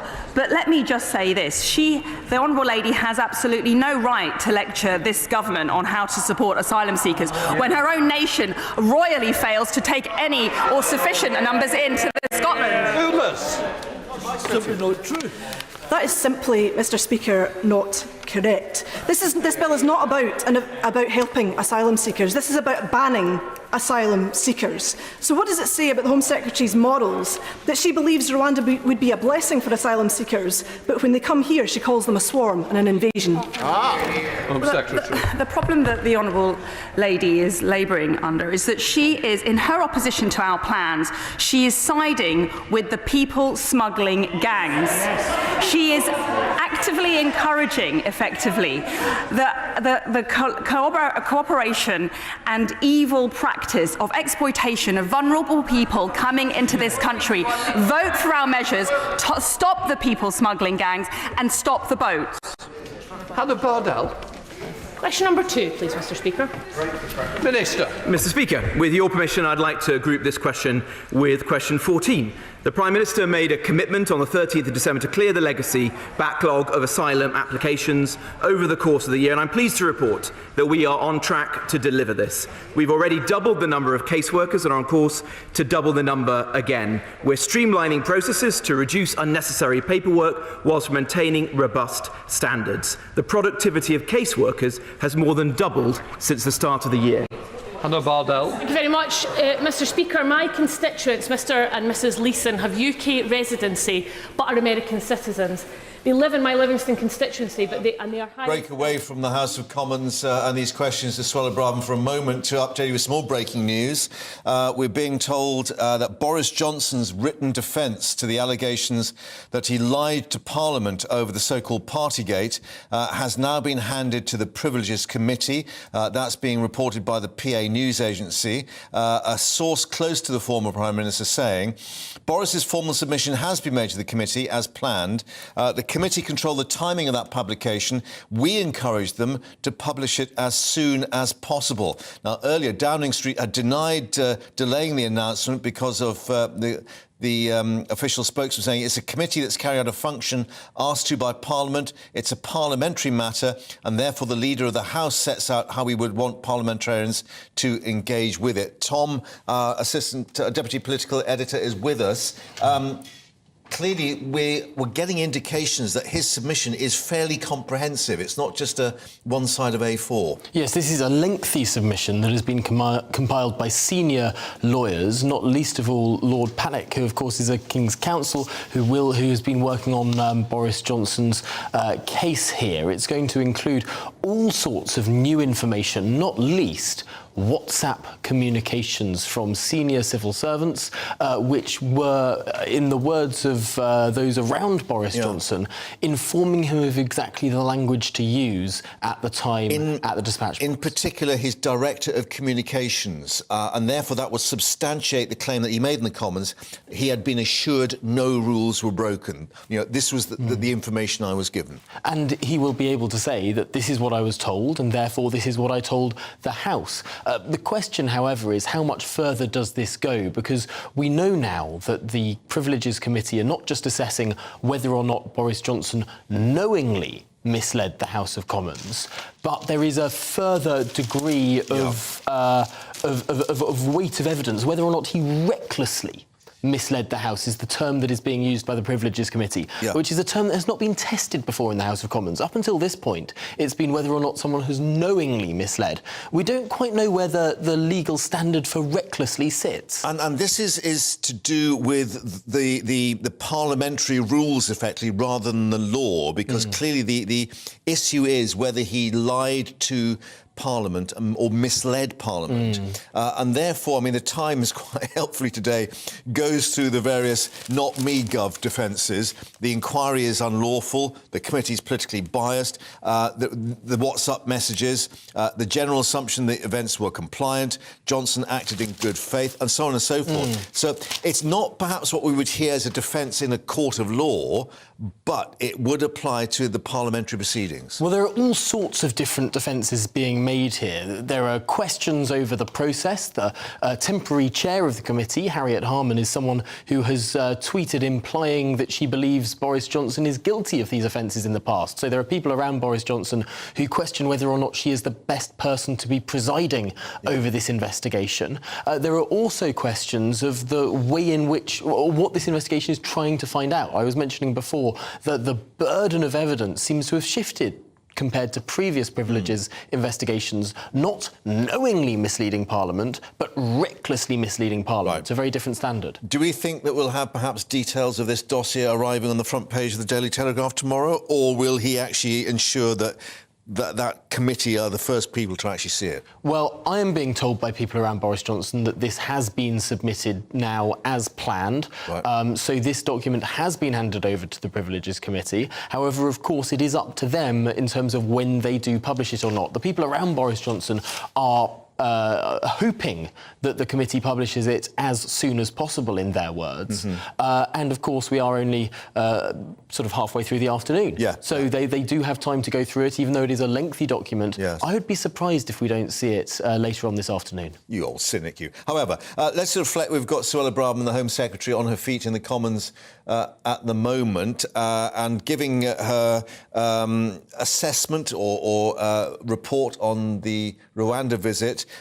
Talking about refugees who are successfully housed within Rwanda, and then attacking, of course, the opposition parties, Labour in particular, going again with this line that Labour basically want open borders and unlimited migration. Yes, and this is the line that Suella Braverman has been using repeatedly. And, of course, we heard at the beginning of that session there, Suella Braverman refer to a letter signed by around 70 Labour MPs stopping a deportation flight several years ago. And then the interesting intervention of the Speaker very quickly saying, no, this is sub judice, you can't talk about this because it's in front of the courts. Well, exactly. Apparently the person who was accused of murdering someone in this country is now appealing that conviction, and so this is a live situation, so probably we shouldn't comment on it much more at all. Which is why I interviewed. not to get ourselves into trouble. But clearly, this is an issue in the wider sense that the Home Secretary wants to make, that, you know, to get the political message home, you opposition parties are against this all the time. Look what could happen. And this is the message that the Conservative Party will hope gets across, that they have been trying to do things to deal with illegal migration for the past 13 years, but have been stopped by the first 5 years because of the Liberal Democrats in government, and then later on stopped because there was a hung parliament and the Labour Party were more powerful in that balance of power, and then have been stopped by the interfering lawyers, friends of Sir Keir Starmer, in the courts. Now, whether or not the British public buy this in an era of Conservative majority government is a big question, because after all, the Labour Party has its smallest number of seats in the House of Commons since 1935. There is a limit to the amount that the Conservative Party can point at the Labour Party in their dwindling numbers opposite and say, this is your fault, when they're the people who are in charge. Just on that issue of majority, though, how much continuing concern is there on the Tory backbenches about this illegal migration bill? We're getting indications that there may be political ping-pong with the House of Lords, particularly on the issue of unaccompanied children, for instance. Yes, this will be a live issue, and it's interesting to note that although the second reading of this bill passed with a large majority last week, there were people who, on the Conservative side, who voted for the legislation, who want to see changes at committee stage. Right. And so this is where the devil will be in the detail. People who agree with the broad thrust of the bill, but who might be sympathetic to amendments that are made in the Lords, where, of course, the government does not have a majority, where the Lib Dem and the Labour Party are much, much more powerful, and who will no doubt put some amendments on this bill. The question is, how many Tory MPs who voted for the second reading would also be willing to back various Lib Dem or Labour Party amendments from the Lords? Right, even if Theresa May is the sort of flag waver for that particular issue in terms of the modern slavery and so on. So, Tom, thank you for that, and we'll update you, of course, on what's happening with Suella Braverman in the Commons. But let's update you on the other political news that's been breaking this afternoon. The DUP saying it will vote against the government in this week's first parliamentary vote on the new Brexit deal, the so-called Windsor Framework. Prime Minister Rishi Sunak, of course, had agreed that with the EU last month. The DUP leader, Sir Geoffrey Donaldson, acknowledging that significant progress had been made, but the new proposed deal did not deal with some, quote, fundamental problems. Let's cross to Belfast now and speak to the executive editor of the Belfast Telegraph, John Laverty. John, thank you for joining us. And in addition to that, we should add, of course, that we got James Cleverly, the Foreign Secretary, indicating that he will be in touch or contacting the EU, basically to press the button on this to go ahead. Yeah, I mean, the DUP voting against it aren't going to stop it going ahead. I told you in this programme a couple of weeks ago, when there was euphoria about the Windsor Framework, that the DUP could drag this out for weeks, if not months, and it seems to be going that way. I think one of the main problems is that the rebelliousness, if you want to call it that, is coming mostly from the MPs of the DUP, not necessarily from the MLAs. Now, a cynic might argue that the MPs aren't going to lose their jobs over this, but MLAs have not worked for over a year now, and I think a lot of MLAs in the DUP, certainly the ones I've spoken to, would be quite keen maybe to get back to Stormont, but I don't think that the MPs are feeling the same way.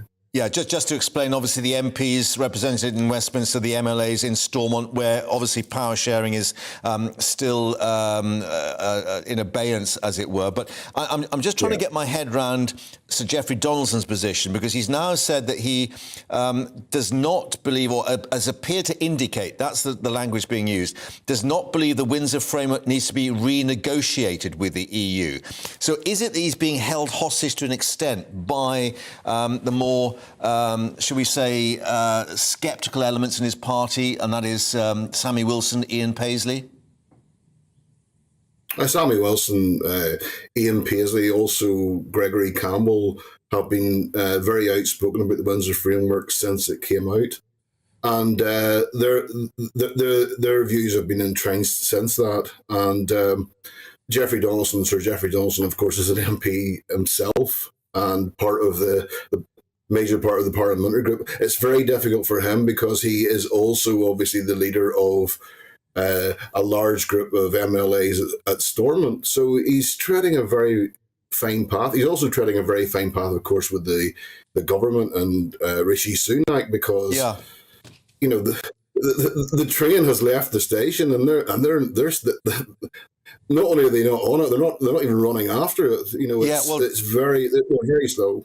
So let's just talk about that. Just one other issue, which is interesting. The consultative panel, which includes Peter Robinson and Baroness Foster, meeting today to discuss what they might be able to find in a way forward. But, I mean, is it the fact that Rishi Sunak has indicated you're on board or you're out, and therefore what happens about the whole issue of power sharing if the DUP effectively are marginalised?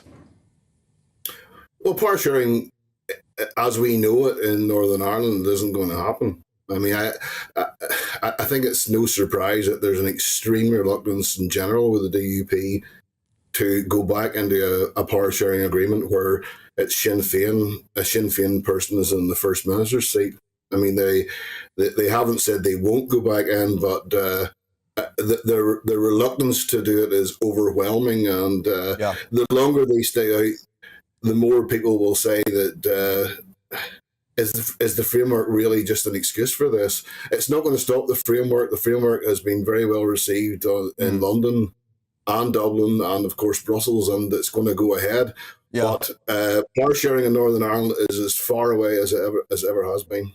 Yeah, and of course well received in Washington as well, which is the additional issue to this. So with Biden, John, thank you very much indeed on bringing us your assessment of the position there in Belfast, and we'll see, of course, what emerges in this week ahead with that vote in the Commons. That's it from us for the moment, but don't forget that Patrick will be with you for this afternoon, and we've still got plenty of things happening, particularly the International Day of Happiness today. So, on that happy note, thanks for being with us. Let's see if the weather's going to bring a smile to your face. Hello, I'm Alex Deakin, and this is your latest weather update from the Met Office. Plenty of wet weather around through this week, but drier and brighter spells in between. Not a huge amount of brightness out there today, a lot of cloud around, but it is pretty mild because between these two weather systems, this is called a warm sector. So some quite warm air in here, and well, we've seen a bit of brightness. Temperatures have been jumping up into the mid, even high teens in a few places. But we do have wet weather from those weather fronts pushing across Scotland, in through Northern Ireland, and another spell of rain coming into Wales and the southwest. A few showers further east, but many places dry this evening till this rain band works its way to the east overnight. Behind that, there'll be a few breaks in the clouds, some clearer spells. But the mild air persists overnight, so temperatures staying at 9 or 10 Celsius in some towns and cities. As for tomorrow, well, overall, it's a similar kind of day, but should be a bit brighter, I suspect. Some early rain across eastern England, staying pretty damp across the Northern Isles for much of the day. And then we'll see some showers for southwest Scotland, Northern England, spreading to the east. Could even see one or two heavy ones, maybe even a thunderstorm, most likely over the Pennines. Further south and west, though, not too many showers. Better chance tomorrow of seeing some sunshine, some blue sky. And the air is still mild, so temperatures will be up into the teens once more. 15, 16 is possible. Cooler as the breeze starts to pick up, and more rain pushes into Northern Ireland come the afternoon. That is a spell of wet and windy weather that swings across all areas during Tuesday night. Some brighter colours there in the west. There will be some heavier bursts of rain, at least for a time. This rain then around